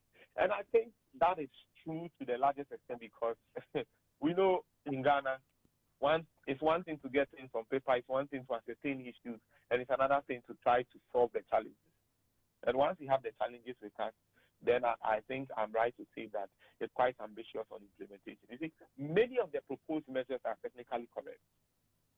I'm talking about improved monitoring, targeted supply interventions, stronger coordination, among other things. These are technically sound. But their success depends on resources. It depends on institutional capacity. It depends on political commitment. And our dependence on imported fuel and intermediate inputs means external shocks can still transmit quickly, limiting the purely domestic control by inflation. Energy volatility is a hard constraint with a heavy thermal generation mix. Changes in global gas or oil prices feed into electricity and transport costs. So unless the energy mix is diversified and strengthened, diversified into renewable energy sources, better gas supply arrangements, among other things, tariffs or fuel shocks could still undergo progress. And I think that is what we need to look at. So the roadmap's emphasis on mitigating those vulnerabilities through reserve management, hedging, and energy policy is therefore crucial for what it's worth. And our implementation capacity is another hurdle we need to look at. You see, measures like storage expansion, rural route expansion, and agricultural subsidies require public investment and efficient execution. If fiscal space is tight, prioritization then becomes essential. Invest in high return interventions, and I'm talking about irrigation, I'm talking about storage, and I'm talking about seed systems. Invest in these high return interventions first. In short, the roadmap is achievable but conditional. It will work if it is anchored in disciplined fiscal policy, sustained donor and partner support for some structural projects, and a clear execution timeline. Without those, gains will be fragile for the country as a whole. I see. Well, so we have to really look at its implementation then, isn't it? Yes, that's the point. Right. But okay, but what role should monetary policy play in sustaining the low inflation we are seeing? Monetary policy remains the first line of defense against inflation expectations and, of course, against downside pressures. The Bank of Ghana's role is to anchor inflation expectations through credible policy rates, liquidity operations, clear communication. When inflation is falling, the central bank can gradually normalize rates to support growth. And I think we've seen that. But only if it retains the capacity to tighten again if risks appear. The point I'm saying is that once we are on a disinflationary path, the central bank can ease the monetary policy rate. And we've seen a 6.5 percentage point drop in the past 6 months or so. So we've seen that. But the other side is that it should be able to tighten it when it suspects some emerging risks. And beyond the headline policy rate, we know that the Bank of Ghana's liquidity management and OP market operations are also crucial. As we have seen in money markets, liquidity cycles can affect short-term yields and investor behavior. So some prudent OP market operation timing that avoids unintentionally draining system liquidity during auction weeks, for instance, will help us to be able to stabilize markets and keep borrowing costs quite predictable. Monetary policy must be coordinated with fiscal action. So if fiscal policy is loose, large deficits financed domestically, then it will undermine what the central bank is doing. It will undermine the ability to keep inflation low. And we've seen that so much in this economy. And that's what I would like to call robbing Peter to pay Paul. We use our left hand, which is monetary policy, to try and anchor inflation expectations. And on the other hand, we are using the right hand, which is fiscal policy, to try and ruin everything that we have done. One step forward, two steps backward kind of thing. Right. So, like I'm saying, you see, that is the issue here. So, Bank of Ghana should insist on credible fiscal plans while using its tools to stabilize money markets and anchor expectations. And I think communication is the final part of the monetary credibility. Forward guidance about the policy path and conditionality helps firms and households plan. It helps them to reduce the chance that temporary shocks translate into entrenched inflation expectations. I see. But how important is fiscal discipline in actually maintaining this single-digit inflation we're seeing? Well, you see, fiscal discipline is indispensable. Large budget deficits financed by domestic borrowing can actually crowd out private credit and increase interest rates, while deficits monetized by central bank operations that can actually risk rekindling inflation. So, sustained single-digit inflation requires that the government keeps deficits predictable, it prioritizes capital over recurrent spending, and improve revenue collection. In addition to that, fiscal policy needs to be counter-cyclical and targeted. What do I mean? Instead of blanket spending, we should direct scarce resources to productivity-enhancing investment, road, storage, irrigation, and the rest of them. That can ease supply constraints and lower our costs. So fiscal prudence also builds market confidence. It reduces the risk premium on sovereign debt and stabilizes the exchange rate. And we know, once I've mentioned sovereign debt, I have to come to that. Debt management is of the essence. The composition of our debt, the tenor in terms of the maturity profiles of the debt, in addition to the currency of public debt, affects inflation vulnerability. Lower reliance on short-term domestic debt and prudent external borrowing with good terms helps to reduce rollover risk and FX risk as well. And that can translate into inflation. Once you're able to manage that, we are anchoring inflation expectations for the better. In short, what I'm saying is that, see, monetary policy can manage demand and expectations, but fiscal policy or fiscal discipline creates the space in which central banks can operate without conflicting pressures. The two must act in concert to sustain low inflation. They must not act in divergence. Right. Right. That makes a lot of sense. But what are the biggest risks that could actually reverse this inflation we're seeing? Is it exchange rates? Is it tariffs? Or maybe global shocks? I think there are several plausible reversal risks. The first is exchange rate shocks. A sudden CD depreciation from capital outflows or weaker reserves would raise the domestic price of imports and quickly push headline inflation up. I think the second thing has to do with global commodity shocks, especially oil price hikes. That would raise transport costs. It will raise utility costs, and that will feed into our core inflation. Another one has to do with large administered price changes. I'm talking about utility tariff adjustments. That can quickly transmit directly into headline inflation. So even modest tariff hikes, as it were, when passed through the economy, can nudge inflation back up. And the other one has to do with seasonal issues. I mean, weather-related shocks that damage crops or disrupt logistics, which could create some food price crisis through shortages and the rest of them.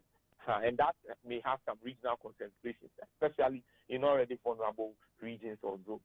And maybe the final thing has to do with policy slippage, such as fiscal loosening or unclear monetary stance.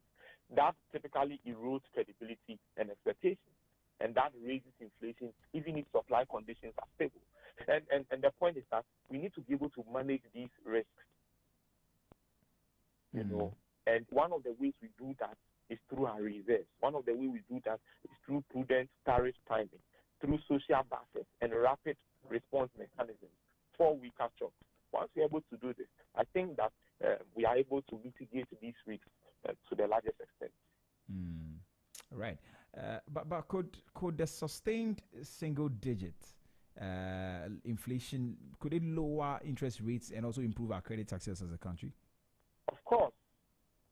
Sustained low inflation generally lowers nominal and real interest rates over time, and that will help to improve borrowing affordability. So when inflation expectations are anchored, typically lenders require small inflation premium, which allows policy rates and market yields to decline. This creates room for the central bank to be able to, as it were, ease the rates gradually without undoing price stability, which in turn actually should reduce bank lending rates. So lower rates can stimulate credit to households and businesses, and that unlocks investment and consumption. I think more important, improved credibility reduces lenders' risk assessment, supporting lending to SMEs and the like, and long-term projects that were previously not really viable to lenders.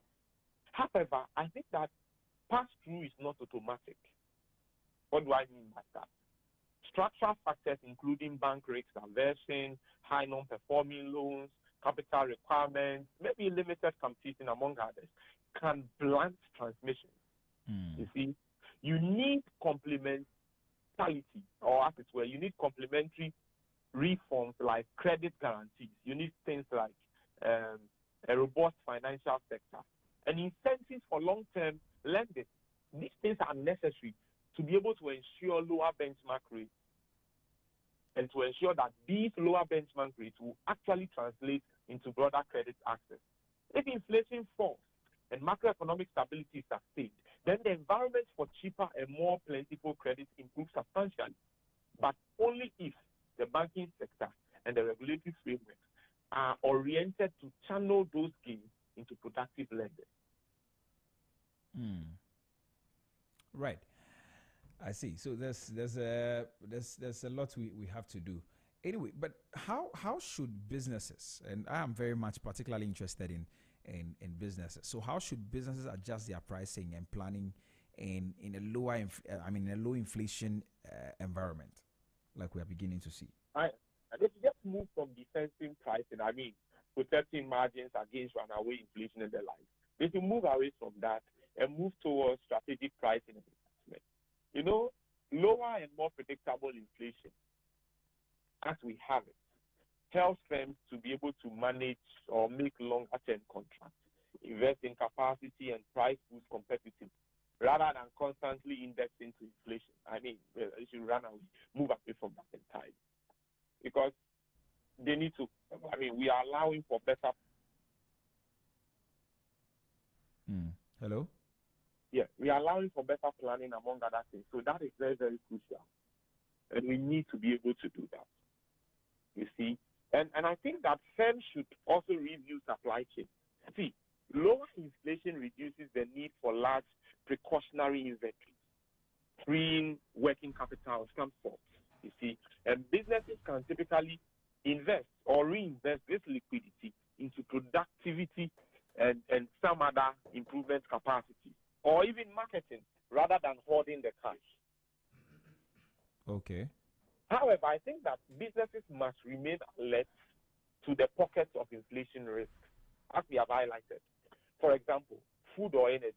These are pockets of risk with respect to our inflation. I explained how food and utility alone contribute to 75% of our inflation. So you need to be alert to some of these areas. And I think that firms with large exposure to those inputs should hedge, invest in energy efficiency, or even diversify suppliers. And maybe to conclude, companies can use the opportunity to lock in lower financing costs in order to, acquire some modernized equipment and expand. What do I mean by that? I'm saying that, you see, rates are coming down now. So it will be better to borrow now if the expectation is that the rates may go up in the future. So you lock in now rather than wait in the future to do that. I see. Right. But what lessons from past episodes where inflation fell and then maybe rebounded again should we heed to? Hello?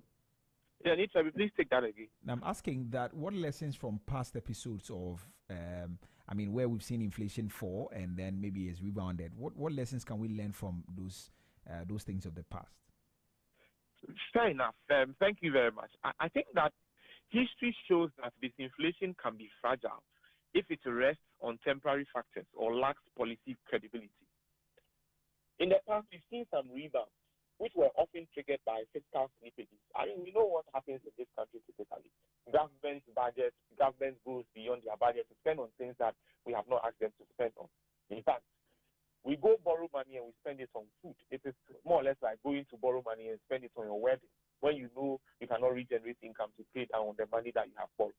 So past rebounds were often triggered by these fiscal slippages. It was also triggered by some currency volatility or even energy price spikes as well. The lesson is clear. Short-term gains must be consolidated with structural reforms, not treated as an excuse to loosen policy prematurely. And communication failures and policy inconsistency, among other things, also fueled past reversals, So we must be transparent about the conditional nature of any rate easing and maintain credible fiscal plans. See, much of the issues that we have really is because of input costs. I'm talking about the input costs that we import, things that we do not have here within that we have to import. And we know how that plays an essential role in determining the prices of the output, thereby feeding into the inflation numbers. We have seen how an unstable exchange rate regime could disrupt the entire economy, not the regime per se. Volatility in the exchange rate could disrupt the entire economy, could cause prices to go higher than we have ever seen. And so the point I want to bring out is that we need to be able to build buffers, reserves, contingency funds, so that during good times, we know we are in safe hands. And these buffers, typically, we are able to build them during the good times. You see that? When the bad times come, then we depend on these buffers. The Bible talks about the ant and how wise the ant is. And I think Ghana needs to learn from that. Because the ant is so wise that it's able to store food so that when the bad times, when the rains are up, it has enough food in its bank to feed on. But in Ghana, we fail to have strong buffers. And then the shocks come, and then we are exposed. We become extremely vulnerable. And that is why I'm asking for some strong reserves and some contingency funds to be able to handle the bad shocks without reigniting inflation. Another lesson is the need for supply-side investment. And these investments, I particularly call for them in the areas of agriculture, storage, and transport. Investments that will lower the odds of food price shock. We know what food is doing to us. And to be fair to you, I think that we've not even invested in food enough in this country because it is so sad. We import tomatoes from Burkina Faso, from Niger, onions. When in Ghana, almost every single food has tomato in it. That is like our major staple. And we are not at a point where we can actually grow all the tomatoes that we need. And I think that is a serious issue. And maybe I don't even know what I have to say in that respect. But generally, these are the lessons we've learned from the past. Once you're able to anchor food inflation, once you're able to have enough buffers to support you so that when bad times come, you'll be safe, I think that you are not going to see any reversal. But on the icing on the cake is for government to conduct itself well. Within the budget it has set for itself. Spend around growth-enhancing projects. Spend within your means. All right. Let us not do things that will not help us. Okay, maybe my final question, but my final question to you be: how can we institutionalize price stability so that single-digit inflation we are seeing becomes like the norm? How can we do that? Generally, institutionalizing price stability requires, I think, a multifaceted approach and a long-run strategy as well. First of all, we need to strengthen our macro frameworks. What do I mean by that? Fiscal rules that cap deficits. And this is it. When I talk about fiscal policy, I am looking at government revenue from taxation, and I'm looking at government expenditure. That is the government's budget. The difference between the two is either a deficit or a surplus. Where our revenue is in excess of our expenditure, then we have a surplus. But the reverse, where our revenue is not able to cover our expenditure, then we have a deficit. And typically in Ghana, whenever there is a deficit, what do? We go and borrow money to be able to pay for that deficit. Now, the point is that, are we able to set a certain threshold and say that, see, let us not do more than 5% of GDP as a fiscal deficit kind of thing? That is very important. In Ghana, see, literally, this is the truth we must all embrace. NDC MPP will come and go, but the Ghanaian people remain the same. And we need to be able to push down some strong measures that can anchor this economy and not leave it at the behest of what these political parties merely want to do. No, we should have a clear plan for ourselves. And we must couple that with a credible monetary policy framework, with clear targets and transparent debt management. And that will anchor expectation and reduce the likelihood of policy surprises. The second thing we have to do is to invest in supply side resilience. I'm talking about modernizing agriculture, expanding our storage and cold chain. Whenever I talk about storage, it takes me back to what I saw. About 30-35% post-harvest losses in this country. That is pretty sad. I don't want to hear again that a market woman goes to the market and they are telling her that, see, plantain is gone and therefore plantain prices have doubled. That shouldn't be the case. We need enough storage facilities in this country. When we produce, they should not go back. We should not run at a loss for producing. It is as though the easiest way for you to run at a loss is to produce because of harvest losses. And we need to be able to curb that. We must also improve our market institutions and data systems. That is also important. And maybe last one, we need to build some social protection and inclusive growth policies so that price stability translates into broader welfare here. When citizens see the benefits, when citizens see stable real income and reliable services, see, I'm telling you, political support for prudent policies will grow, and that will make low inflation self-reinforcing. When we put all of these things together, the things that I have said, it moves Ghana from a state of episodic disinflation towards a lasting price stability. And against this backdrop, I think the caution that Professor Korte gives must also be paid attention to. You see, your aim, this is the situation. Oh, there's too much salt in the food. Your aim is not to work so hard that there will be no salt in the food, because that will also be a problem. It will hurt the health of others, and therefore, all we need is the right balance. A certain level of inflation is expected and is acceptable. Literally, there is no single country in this world that doesn't have inflation. Every country has. And that should tell us that we need a certain level of inflation. A certain level of inflation supports economic growth. And we must be careful. All right. Okay, Ima, I think that we can end here. Thank you so much for your time, and thanks so much for sharing these insights with us. You're welcome. All right. Please do enjoy the rest of your day and your weekend as well. Yes, sir. All right. That was Emmanuel Boateng, in-house economic analyst, helping us understand exactly, what exactly is going on and how we can sustain progress in terms of the inflation numbers that we are beginning to see.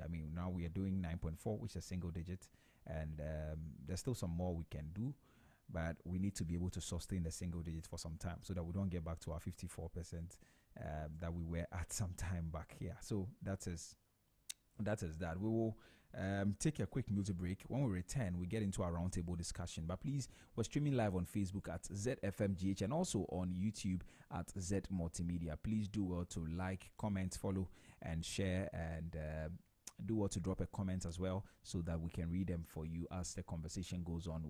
You can also send us a WhatsApp on 0544321019, 0544321019, and then we will read that for you as well.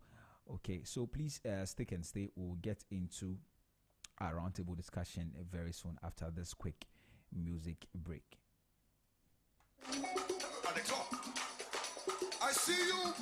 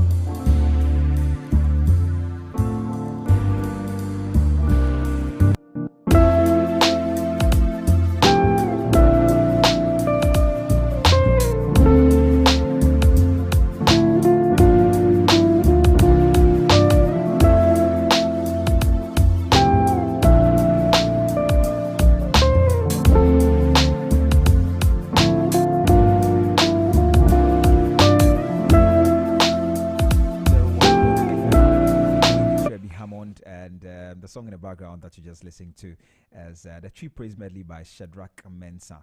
Very, very powerful praise session right there. All right, we got into our roundtable discussion this morning, and we are diving into a topic that actually touches every single one of us, whether you're in the boardroom, you're in the classroom, or the market, store, everywhere you are. It's not about politics this morning. It's not about economy, but in truth, it affects all of us.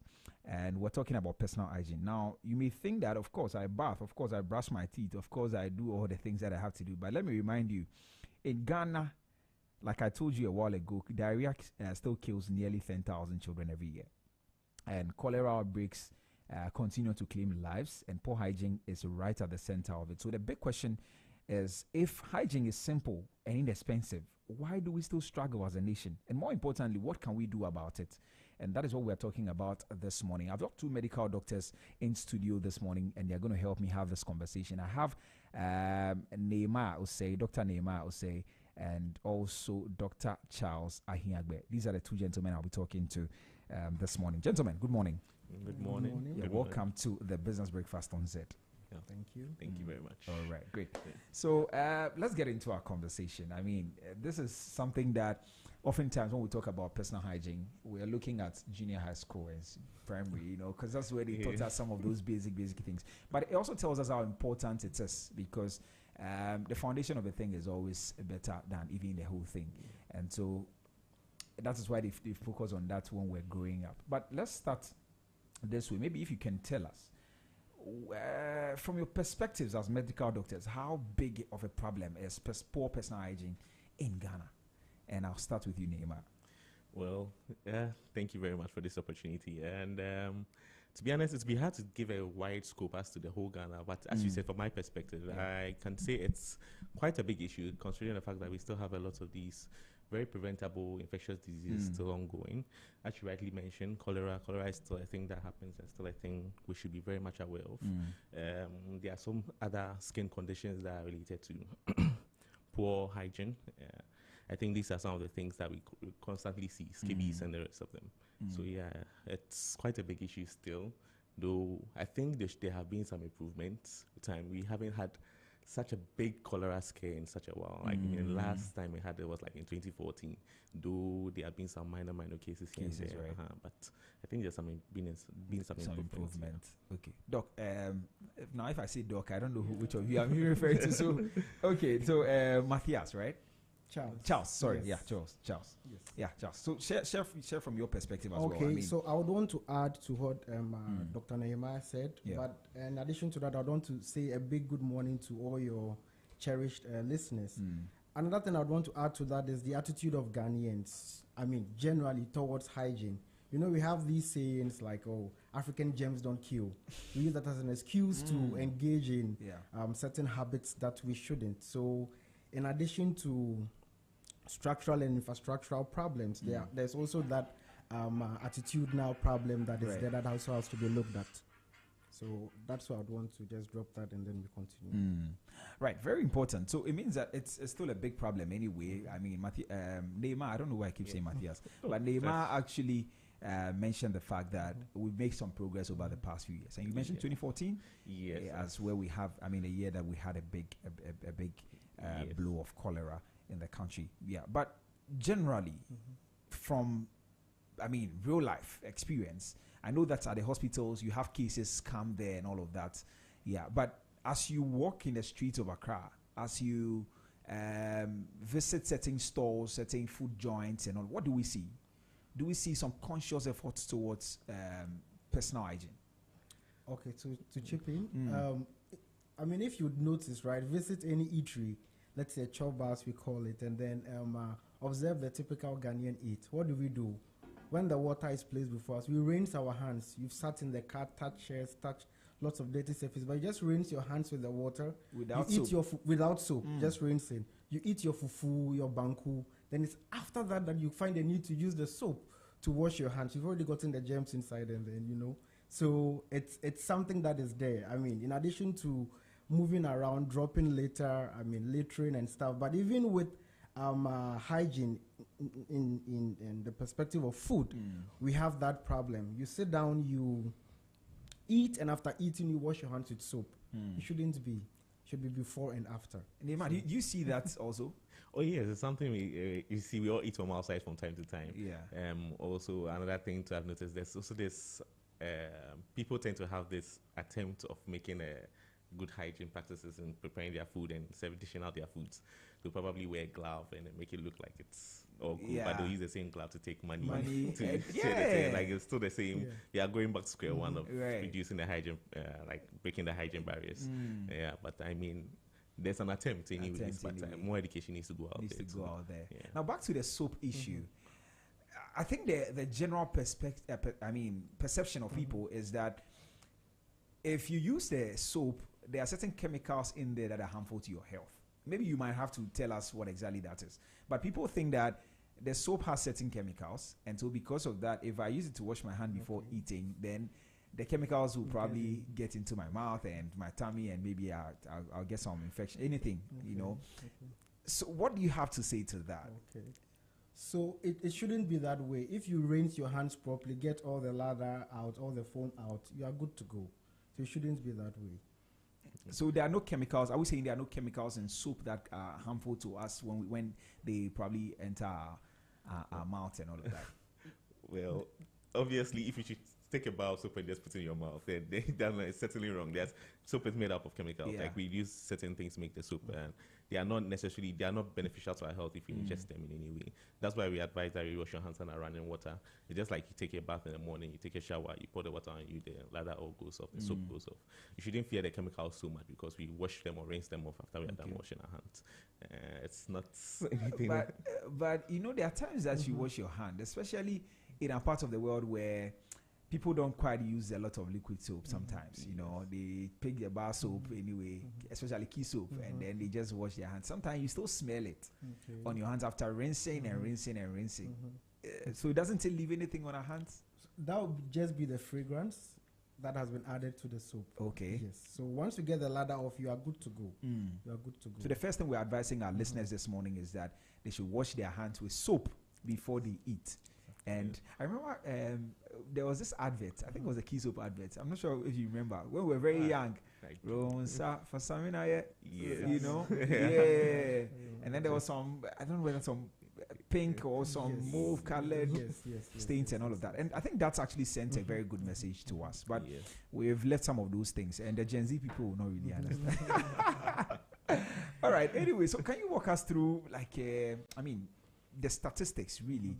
Diarrhea, cholera, skin infections, and what those numbers actually look like in daily practice from where you sit. Let me start with you, Nehemiah. Okay, so I cannot say there have been several studies here based in Ghana that we can use, but then I have some research that has been done by the UN and WHO. They state that at least about, if we wash our hands regularly, we can reduce diarrheal diseases by about 47%, which is quite a big margin. Repeat that. Yeah, we can reduce diarrheal diseases by about 47%. If we do what? Wash our hands regularly with soap and water and running water. So it's quite a big margin by which you can reduce some of these events. So you can think about the last time you had a tummy ache. It's not necessarily tummy aches are always linked to eating bad stuff or poor hygiene, but most of the times, or a lot of the times, it's actually is here in Ghana. So diseases like typhoid and cholera, they can start with some tummy ache presentations, and it's you always hear people saying that treating for typhoid, that treating for this, So typhoid actually comes as a result of bad hygiene when it comes to washing your hands and eating and all of that. Forgive me for saying, but if you have typhoid or cholera, it's more or less like you've eaten someone's fecal matter. Because that is how it's. Some of us have not had breakfast this morning. Relax. That's why forgive me for saying, but it's the route of transmission is fecal oral. So someone doesn't use the washroom very well, touches things, you touch the same thing, you don't wash your hands, you just eat, you put in that matter in your mouth. Then the whole process starts. The bacteria just keep compounding, and you have the symptoms, and finally the disease. So are we very vulnerable as a country? From what you see across the streets, are we very vulnerable? Yeah. How vulnerable are we? Well, to ask how vulnerable again, it would be a very difficult thing to give exact numbers. But yeah, from the practices we see on our daily lives on the streets, in terms of how we prepare food and dish out our food, and how people try to neglect some of these basic hygiene things. Like when you go out and see people eating fufu, just wash your fingertips and you start licking from the elbow upwards. I mean, if you look at some of these things, you can see we are actually quite vulnerable, very vulnerable, and maybe God has been on our side too. And I think that is also one of the things. Let's talk about that for a minute. Because when you started, when Charles started, I thought he was coming to talk about the God thing. Oh, God will take care of us. So, because of that. But I think that is one of the things. People think that God will take care of us. So don't worry, Charlie, live your life, do your things. Yeah. But what do you have to say to that, Charles? So for one, the fact that God will take care of us does not clear or take out the need for certain precautionary steps. For example, so God will take care of me, so I wouldn't check my car brakes. I'll drive without brakes. I mean, the brake pad is faulty and I'll just go and drive. No, you don't do that. There are certain steps that need to be taken, and then you trust God to take care of you. But you don't neglect or just throw away what should be done and then hide it. I think it's just a lazy excuse, right?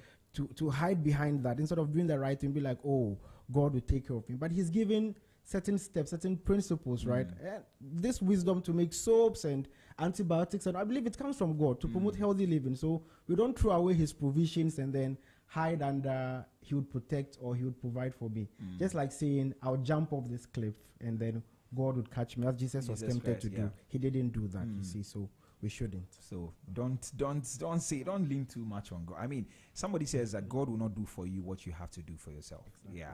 So it's like you have food in front of you and say you have faith. God should take the food and put it in your mouth. It won't happen. It's giving you hands to be able to do that. And so please, let's take very good care of our health. But my question now is, why do we still see people not pay attention to personal hygiene, even though we know that it is something very important and we know the causes, we know the effects of some of these things? Why are we not really paying a lot of attention to that? What are the reasons? Is it education? Is it, what exactly is it? Okay, Charles, back to you. I think it's all that and more. Some are within and some without. Within meaning a person's personal attitude, right, to hygiene. He has all these mentalities. African gems don't kill. I mean, God will take care of me, as you've rightly added, and all that. So that is a contributing factor. And also certain things that go beyond the person in terms of infrastructure, societal infrastructure. I mean, inadequate access to clean potable water. Definitely you want to wash your hands, but you don't have any clean source of water close to you. You don't have access to soap. I mean, how do you do that? You will not be able to. So I think it's a cocktail of all those factors put together. Yes. What other issues are there, Neymar? Well, I think he has said the majority of the things. To be honest, I think we are not reminded enough to sometimes. You go to the workplaces. When COVID came, the whole agenda towards hand washing was raised. And and almost every workplace you go to, you see a basin there. They've made provision for some water and some soap for you to wash your hands and get them clean. So we are not necessarily reminded enough, especially at some of our workplaces. So people can easily neglect some of these things and, as I said, transfer some of the bacteria around initially. I think that's one of the things, or one other thing I just want to add in. And then to chip in quickly, around the COVID period when hand washing was intensified, data has it that the diarrheal diseases also came down. Wow. People were washing their hands to prevent COVID. But then in doing that, I mean, they protected themselves from these diarrheal diseases too. So, as he said, that sensitization, right? Let's wash our hands as regularly, as frequently as we can with clean water, running water, and then soap. It does a lot. Okay. As simple as it is, it does a lot. Right. Okay. So I think we've tried to talk about this, but the focus has been on hand washing. Yeah, but I think personal hygiene goes beyond that, doesn't it? It does. So what exactly? Let's break that down now. What when we talk about personal hygiene, what are we talking about? So basically, the main areas when we talk about personal hygiene is our mouth, so keeping good oral hygiene, skin and nails, and taking our showers regularly, keeping our genital area very clean, and then our anal region. So I think these are the main areas when it comes to, we talk about personal hygiene. Yeah, these are the main areas. However, hand washing seems to be the most basic of them. That's how come we almost instinctively go towards washing your hands. But I mean, oral hygiene is very key. Genital areas are very key. We see a lot of infections people can have with their genital area when they don't wash very well. So, what are the effects of not taking very good care of your? So you mentioned oral hygiene. Let's take it one after the other. So you mentioned oral hygiene, your genital areas. So let's take it one after the other. So what are the effects of not paying so much attention to your oral health or oral hygiene? Neymar. Well, the first thing is bad odor. It's one of the easiest things for anyone to notice. You're speaking to someone and they see and they just smell your breath and stay away from me. So that's one of the first things. If you care about people, you take care of your oral health. I mean, and also it affects your personal image too. I mean, health encompasses not just the physical aspects, but our mental aspect too. So if people are always shying away from you, then it affects how you relate to people and some other aspects of your psychological being. And even your confidence, I think. Yes, exactly. And aside that too, we have some infections that are easy to get, gingivitis, infections of the gum. And some of these infections sometimes can get into your blood, cause massive blowouts, and you have something we call the sepsis, like an infection that's affecting every part of your body, and it's become very serious. It can go to your heart, and you can get some really bad outcomes. Do you have anything to add to that, Charles? Yes. So to add to Nehemiah's definition of personal hygiene, we call it personal. But when you observe that, you're actually protecting other people too. So there's that dimension to personal hygiene. And then also, as you said, it makes it socially acceptable because you look good, you smell good. I mean, people want to, associate with you. Not like, okay, maybe the skunk is coming. Excuse me to say, right? Okay, that is just by the way. Right. So in addition to that, so for example, oral hygiene, you may just think it's brushing your teeth 2 times a day, getting some floss, getting some mouthwash. You think that is it. But in actual fact, as Nehemiah said, it has further far-reaching effects positively. Protects your heart. I mean, there are studies to even show that diabetics who have oral issues, they see an improvement in their sugar control when they take care of their oral health. So it goes just beyond cleaning your mouth. It has an effect on the whole body, even internally. It protects the heart too, as he rightly said, that the gum is not well, certain bacteria can leak into the blood, damage the blood vessels. When it affects those blood vessels that supply the heart, it could cause them to plaques to form, and then you have heart attacks and the like. So it's far-reaching. Something as simple as brushing your teeth regularly. It goes beyond just that. It's further protective. So it's not just on the surface of it. Yes. So beyond the odor and some of these things, it also affects the heart. Now, I've actually heard that, if you don't brush your teeth at night, it actually affects your heart in some ways. Is it true? So I saw, I don't know, there's this gentleman on social media that does some content on that. Tries to make it funny and all of that, but talks about health a lot. Dr. something, something, I don't know. I think that gentleman. I saw a video of his that talked about that if you don't brush your teeth at night, it has an effect on your heart. How true is that? Well, I haven't actually come across that myself yet, but I wouldn't say it's as far-fetched. So I'll have to go and read and check more about that and see. But yes, if not brushing your teeth can lead to sepsis and to heart infections or heart diseases, then it's a good reason for which we should actually brush our teeth. So everybody should brush their teeth. All right. So please hold on for me. We'll continue the conversation. So exactly 23 minutes after 9. This is a business breakfast on Zed 101.9 FM, your lifestyle, your leisure, and business platform. And this morning we're talking about personal hygiene and how that affects your health. And I have 2 doctors in studio who are having this conversation with me. I have Dr. Charles Ahiagbe, and also Dr. Nehemiah Osei. And these are the 2 gentlemen I'm speaking to.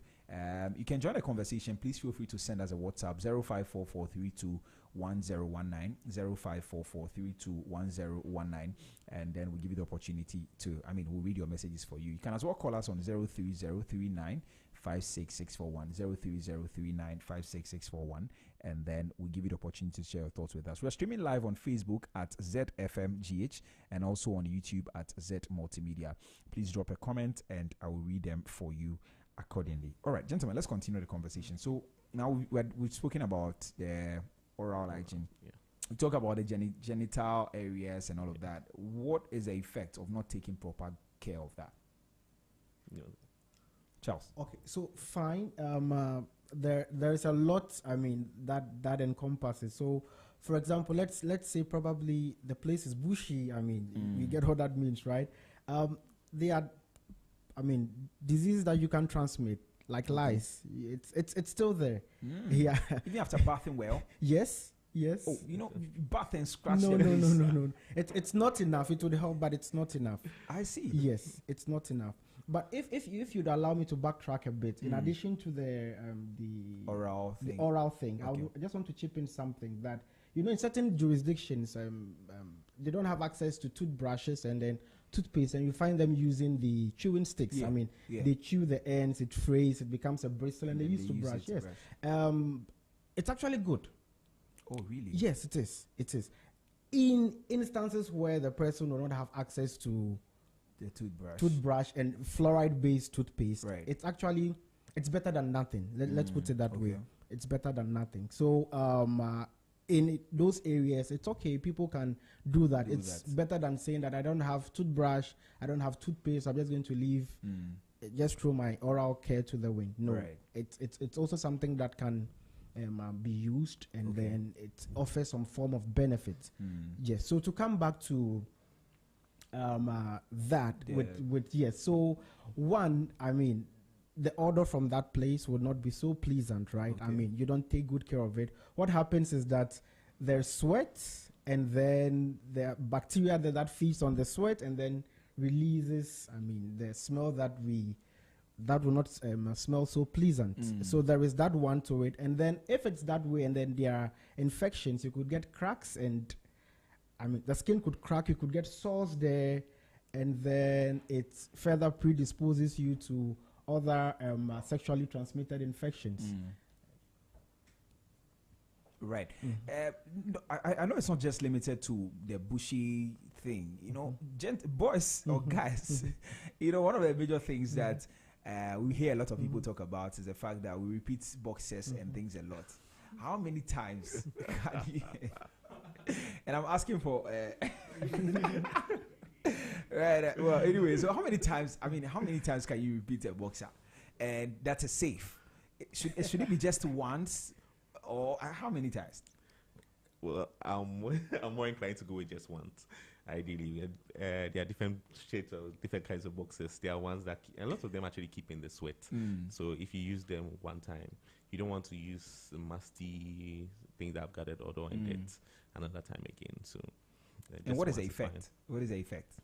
Well, I mean, it's all that place has skin around it. So if you have gathered dirt and sweat for a long time, the skin there gets very wrinkled up and is susceptible to infections, especially for those who have not been circumcised. They can get some things called balanitis and all that. There's infection that affects the sheath, that's around the penis, all that. Yeah.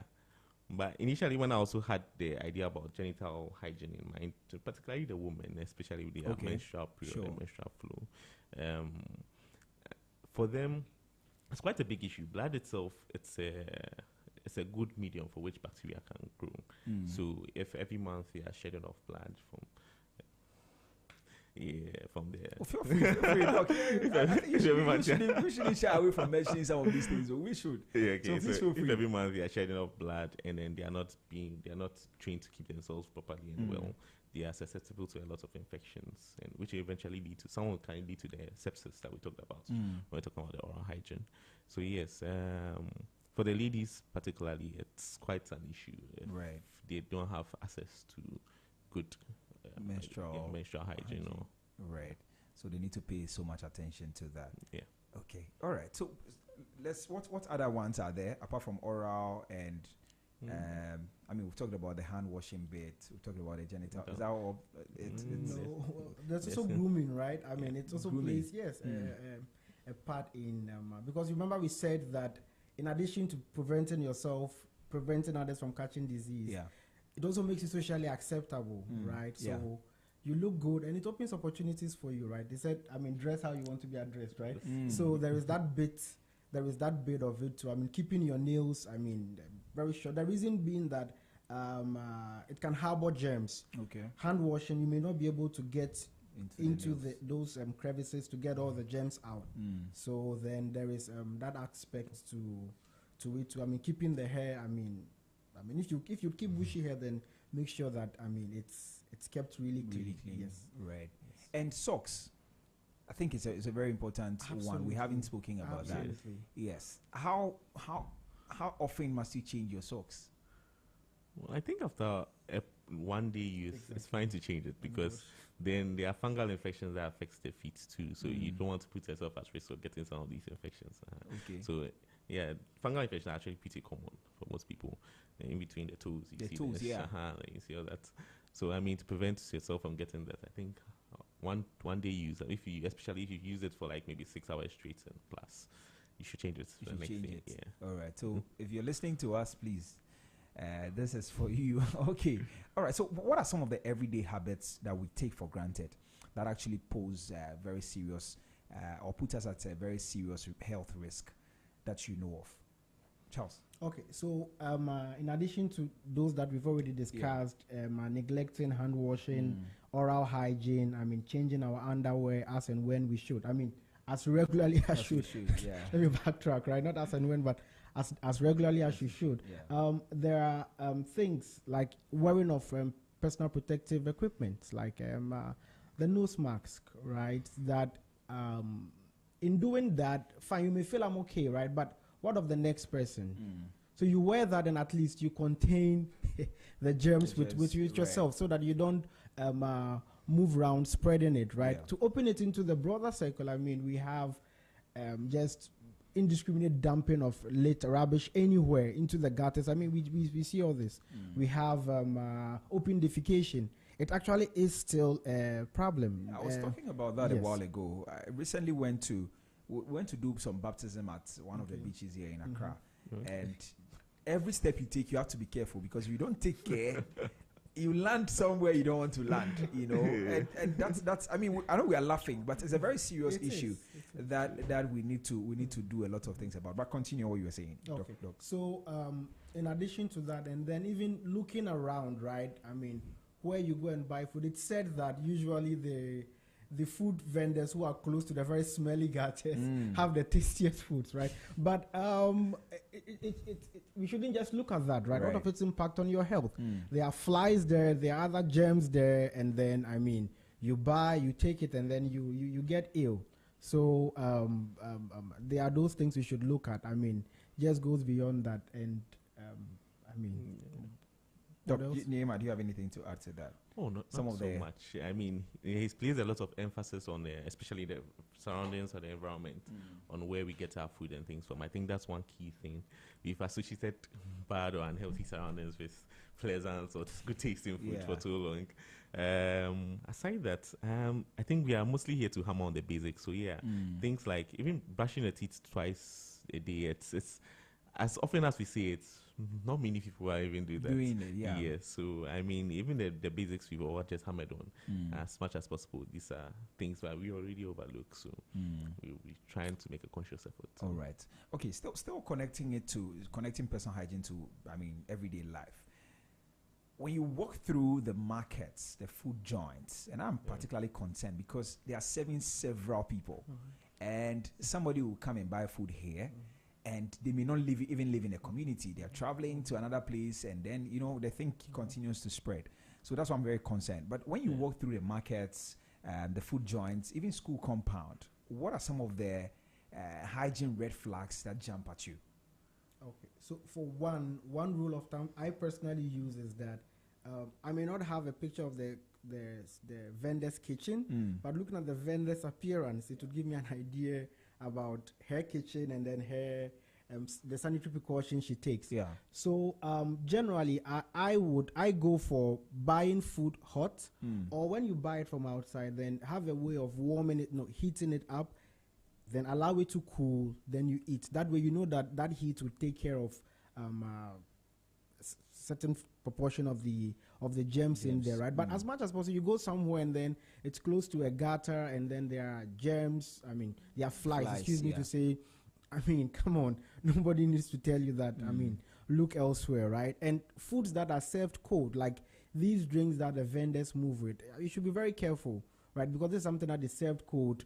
It's a nice environment for germs to grow. You buy that.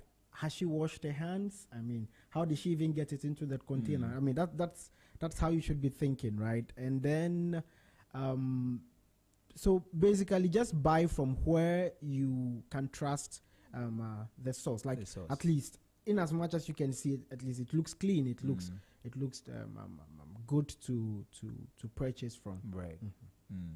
Okay. How does that? You know, now we know that. Personal hygiene is something very important, and poor personal hygiene actually has an effect on our health. How does it affect national productivity? Yes, Neymar. Well, as we've probably iterated or said earlier before, keeping poor hygiene can actually lead to infections. Infections will necessarily mean that you'd have to take some time away from work. You'd have to take some time away from school. So essentially, productivity will be reduced if you have to take some time away from work. It leads to increased mortalities, morbidity. So people may get deformed or die from some of the extreme measures they take in terms of poor personal hygiene. So all this would affect the nation, I think, in a general sense. So in as much as, yes, personal hygiene is about us, as Charles earlier said, it's also meant to protect the people around us. So it's a very good conscious effort for us to take note of.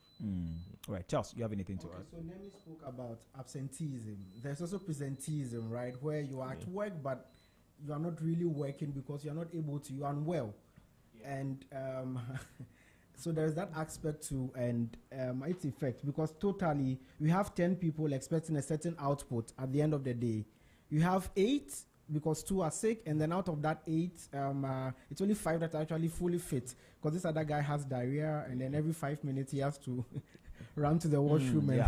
So, I mean, what is he doing there? And definitely work output would be decreased, and then that brings down revenue for that organization. Then more to that too, we would have the government having to spend lots of money, I mean, getting, resuscitation items, right, or drugs, vaccines for people who are affected by these conditions that can be prevented. So funds that could be used for something else is being channeled to solve these. So it has far-reaching effects even beyond the individual, the community. It even has an effect on the nation as a whole. And even the healthcare system. Yes. Right. Okay. For businesses, I'm sure there are some businesses that are listening to us, business people, because we focus largely on business. So we get a lot of people who are listening to us who are business people. So how can they create an environment that will help them to, as it were, improve productivity or maintain productivity by putting in some personal hygiene stuff? I don't know if you get what I'm asking. Yeah. So we earlier stated that we are not reminded enough about our personal hygiene practices. So it should be made known to every worker at every place that there's a place for washing your hands probably when you get into the office, and as often as possible. If you wash your hands just once in the entire 24-hour period, you're obviously not going to get as much clean hands as someone who washes it at least 6 times in a day. So as often as possible, before you eat, after you eat, before any major tasks, when you go to the washroom to pee or anything, just wash your hands quite often as possible. These will help the workplaces. Availability of constant running water. I know they don't always have a sole responsibility in terms of water availability, but if they can make sure that they always have enough stored water that can be used up or can be used in the process of washing your hands, I think it goes a long way. I think for business reasons or people who are more interested in business fields, I think it's one of the areas. For those who are in the food industry particularly, it's not just about their customers' hygiene to those who are preparing the food, the hygiene they keep, washing their utensils. Not just cook a whole meal and leave it for some few minutes or some flies to hover over, then prepare another meal right directly into it. So the practices of their cooks or their chefs in there, and basically I think that is for the businesses. Right, Charles. I just wished that the country could be as we were when COVID was at its peak, it would really help. It's quite unfortunate that we return to, so what we call normal, a normal fast. way of life, We threw away the nose masks. We stopped washing our hands. We stopped being careful. We started peeling off all the notices on walls and all of that. But continue, Charles. Yes. So you've just said it all. But the availability of employers actually made sure that their workplaces had this hand wash stations for one, right? Yeah. Maybe there were nose masks available at the front desks and all that. So I just wish we can go back to that.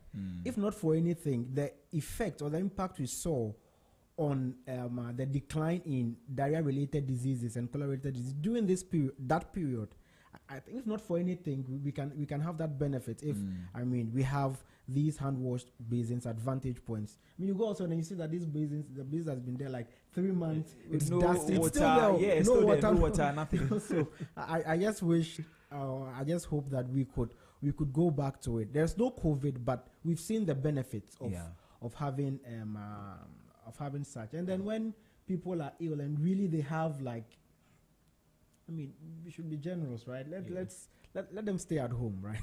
They come, they spread to everybody at the workplace, and everybody is ill, and everybody goes home, takes it to their children. Their children take it to school, and then we just have it circulating that way. So I just hope that the level of sensitization or the level of consciousness that was present when we had COVID is back. Not the scare of it or all that, but then there's that conscious effort and that conscientiousness in the Ghanaian. I hope it's back. I just wish, I don't know what we can do, but I just wish that we can go back to those days where we're more intentional and more careful about some of these things. But let's stay on the barriers for a few minutes. Okay. I think we tried to talk about that earlier. But so do you think it's a mindset thing? Because when COVID came, we're all up and about, we're concerned. Everybody, when you go to you visit somebody, say remove your slippers here, do this here before you come in. They try to do all of those things. Do you think we are just negligent? Do you think is a fact of the matter of infrastructure, or it is anything else? What exactly is the problem? I think part of the reason why all that became a big deal was the scare, and I think for a while, whilst we're being scared, we're also craving a bit of normalcy to our previous life. So we quickly rushed back to what we were doing before, as soon as we noticed that there's not much to be afraid of anymore. So yes, to some extent, it's innate or personal. It's an innate thing for most of us to just go on ahead and maybe pay a bit little attention to washing our hands or using our mask here and there. So what was the question again? So I was asking that. But you've answered. You've answered the question. Yes, I was asking what exactly is stopping us from actually putting in place some of these measures we're talking about. So. And I'm asking whether it is the lack of infrastructure, so say water facilities and all of that. Because we talked about open defecations. Is it because people don't have toilet facilities in their communities? Is that the problem, Charles? Yes, it's very prevalent. But this is my view, right? We tend to push everything to the authorities. But I feel if you get some money to build some structure for yourself, you should also be able to provide at least a KVIP. Yeah. Just, within that. So you hear the complaints, we don't have toilet facilities, and I'm like, okay, but you have a house, and I'm like, so, why couldn't when you were building exactly just make provision for that? And the effects of open defecation. It's a whole chain, right? That needs to be looked at. And then another thing too with the whole back to normalcy is you visited a place and then they actually had running water, like a school, water coming from a Veronica bucket or something of the sort, right? So children could wash their hands after running water. You go back, in these times, and then you see that it's just a basin, one with soapy water, the other one with somewhat clear water, right? Yeah. And then they're expecting you wash your hands in the soapy one, Then everybody's just dumping the gems there. I dump mine, the Nemi picks it up. You come and pick it up, you rinse it, and then we go. So I just hope, my hope is that if we could just go back to how things were when we had COVID, how conscious we were, how careful we were, I think it would really help and right. push things forward. To also go back with the whole open defecation, lack of toilet facilities. To go back with the whole open defecation, lack of toilet facilities. So I completed my medical training with the University of Health and Allied Sciences class of 2022. So we actually conducted a study or a research with the help of some of our lecturers on some of the rural areas around our town, like in Hood.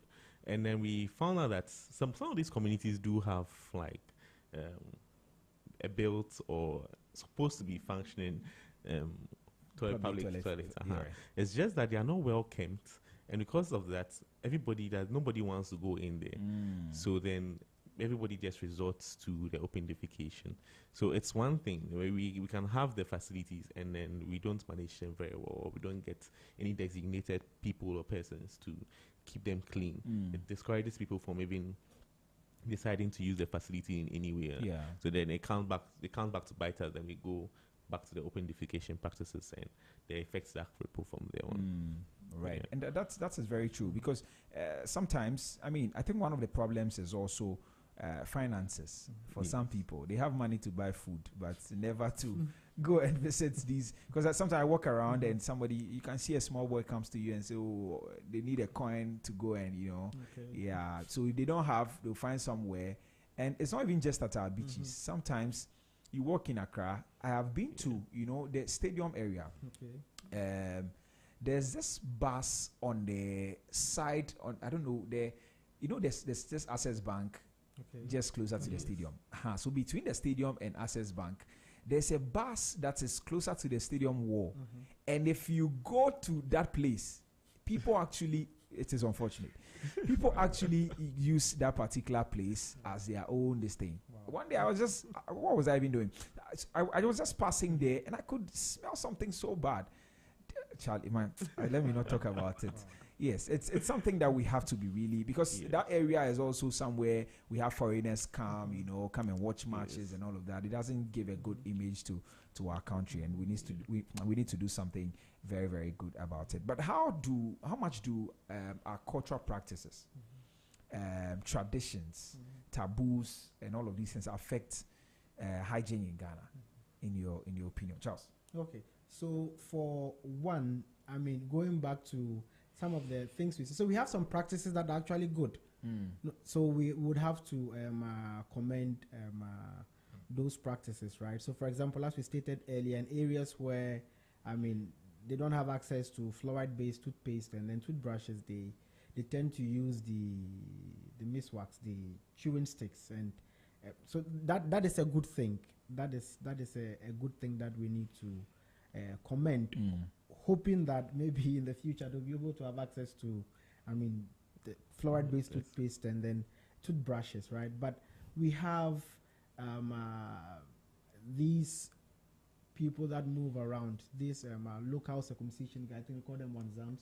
Yeah, that. So you have them, and then you're not really sure of how they sterilize their instruments after use, right? And then there are reports of these acts contributing to the transmission of sexually transmitted infections. So we have that aspect there. And there is something also with menstrual hygiene that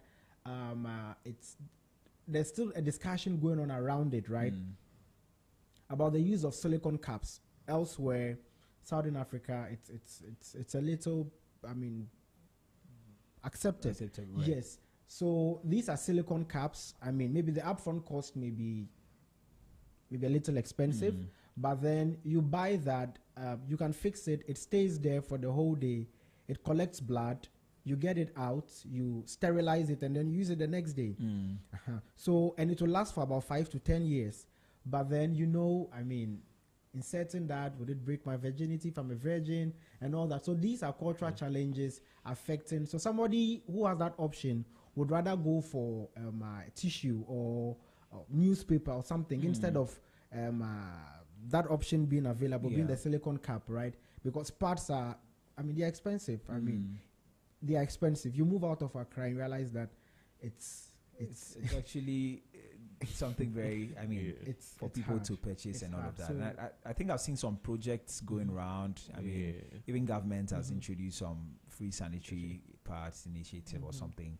Yeah, and then I've seen individuals also start setting foundations, and they travel to some of these areas to help the young people there. And I think that is something very commendable. Okay, let's talk about solutions. Our time is almost up. And so let's talk about some of the solutions. Now, if there's anybody listening to us and they're wondering if you could recommend just 3 personal hygiene habits that they should take or they should never compromise on, what would that be?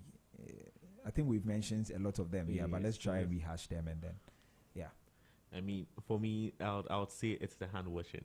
When it comes to hand washing, it can save us from a lot of things. In essence, we should just master the basics of a hand washing and focus on more consistency. And then basically, it would make hygiene accessible to everybody. Water should be accessible for everyone to use. Soap should be available. In terms of menstrual hygiene practices, we should have our pads and available to all the females too. So, hygiene is something I think they shouldn't compromise. Yes. Aside that, oral is good. Keeping a good oral dentition, like brushing your teeth at least twice a day, and then the anal and genital cleanliness is perfect. Charles. And also, I would also add the part caring for your neighbor. So you know you are not well, you have a cold, you put on a mask, right? You contain it and then you protect your neighbor. So that's the part I would want to add to Nemi's this thing, right? Probably you know that you sweat a lot, and then you have a lot of odor in your armpits, right? You don't want to make your colleague uncomfortable. I mean, get some antiperspirant, right? Get some lemons, get something. So I also want to add that part that, I mean, look out for other people too. So in addition to doing that, knowing that you're not protecting only yourself, but others too, and you should care. You should care enough to want to protect other people. Okay. Yes. All right, great. What role should schools play in, I mean, when I started the conversation, I said that most of us got to hear about personal hygiene at a very young age through our schools and all of that. I'm not too sure whether they still pay so much attention to it these days, but what role should they play in shaping personal hygiene at a very early stage of the lives of our young people? So, Neymar. The school should be one of the first places our children or the children learn about personal hygiene practices. Ensuring that the people school before they go to the washroom, they wash their hands. When they come out, they wash their hands. Things like this get to stick with them as they grow up. Yes, re-emphasizing the need for brushing their teeth, the nursery rhymes, and all the songs they sing. I mean, it really helps rehydrate in their mind. Even if they don't practice it early enough, at least they know what's supposed to be done, and eventually it will be done if it's continuously hammered.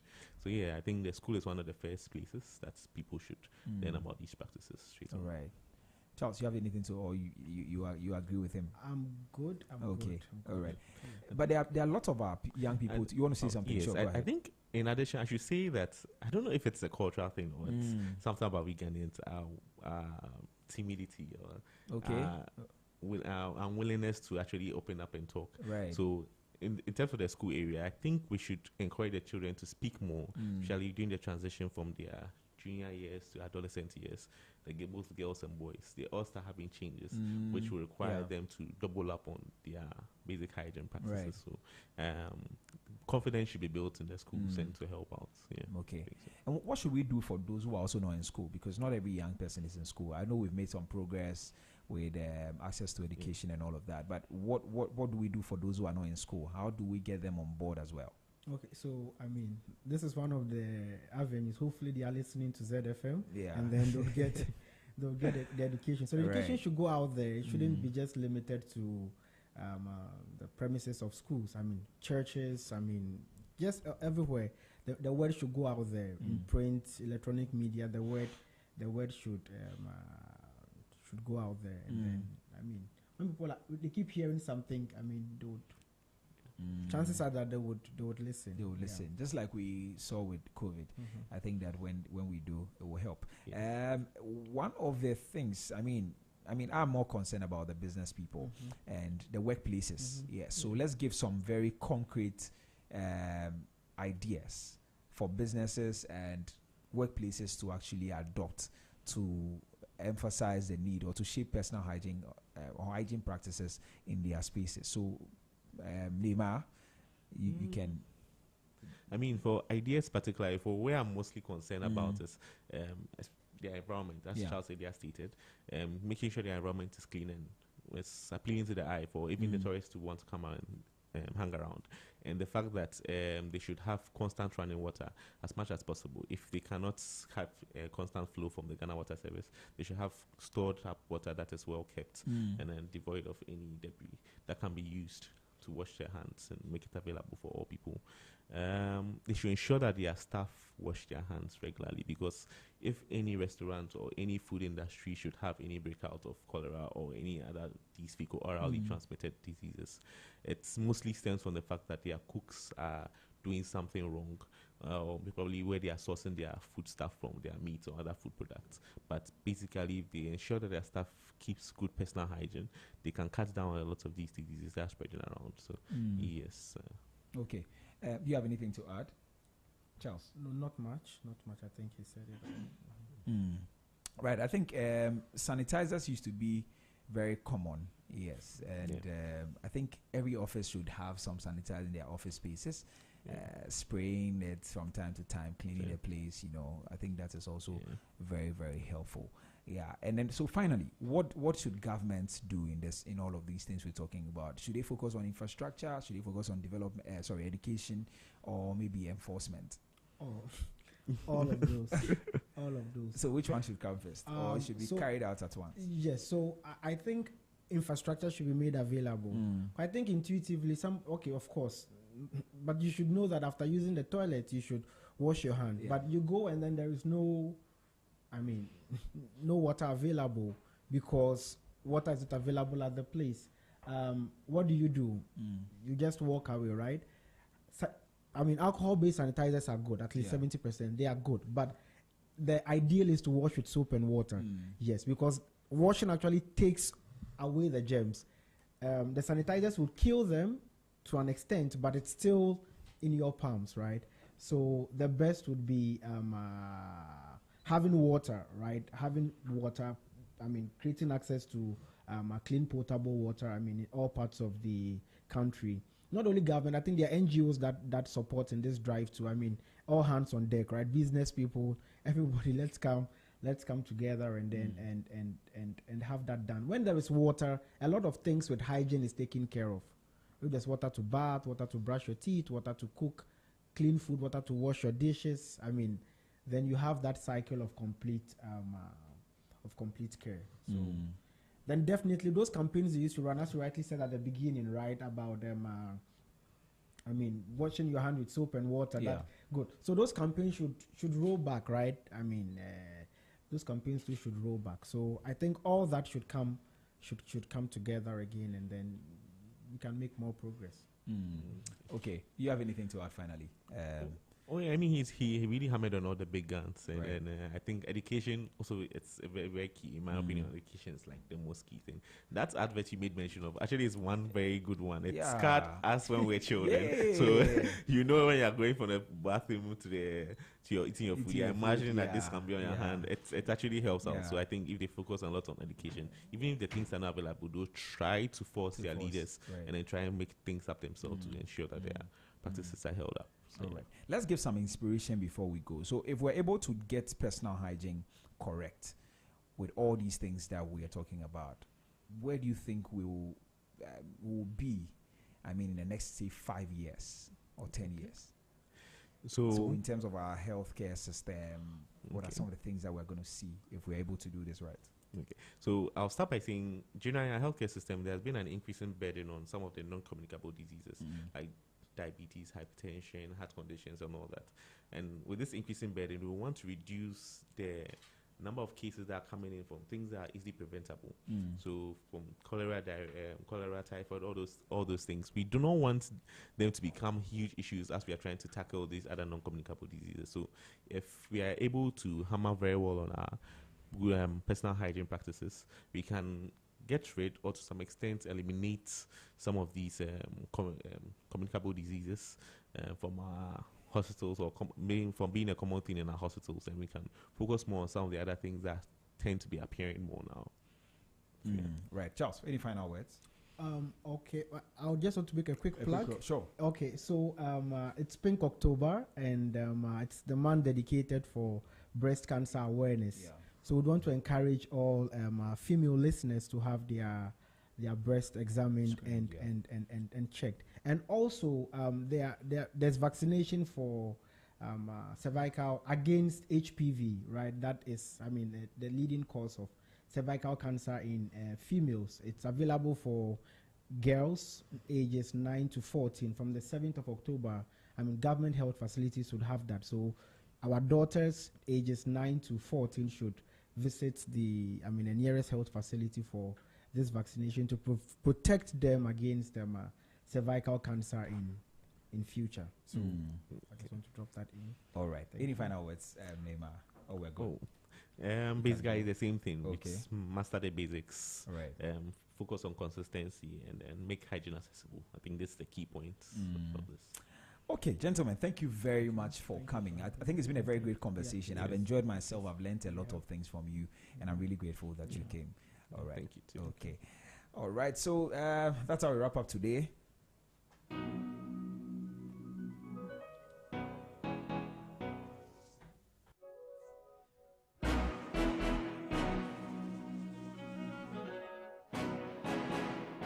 Okay, so that brings us to the end of today's conversation on the Business Breakfast on Zed 101.9 FM. If there's anything we should all take away, is the fact that personal hygiene is not just a private matter. It is not just about you. It's also about the people that are around you, the people that you are related to in your workplace, in your offices, in your household, wherever you buy food, wherever you sell food. Personal hygiene is supposed to be something very, very important to you. And every time you wash your hands, you care for your teeth, you handle food properly or support menstrual hygiene, you are not just protecting yourself, you're also strengthening your family, your workplace, and your nation. And the truth is that clean habits save lives. And they also save businesses by cutting down on sick days and also boosting productivity. So as you step out today, just remember that the little things matter. Your hygiene is very, very important. Hygiene is health and health is wealth. So make sure that you protect yourself accordingly. Well, thank you very much for staying with us, and thank you to our guests for sharing their insights with us this morning. Dr. Charles Ahinyagbe is a medical doctor, of course, and also Dr. Neymar Ose. These are the two gentlemen who joined me for this conversation this morning. All right, so thanks so much for sharing your insights with us. My name is Nitrebi Hammond. We are back again on Monday for more interesting conversations. This has been Business Breakfast on Zed. Let's keep the conversation going, because a cleaner Ghana is a stronger Ghana. Until next week, please stay safe and stay well and stay productive. And of course, when you think Ghana, think Zed. I'll see you. Bye-bye.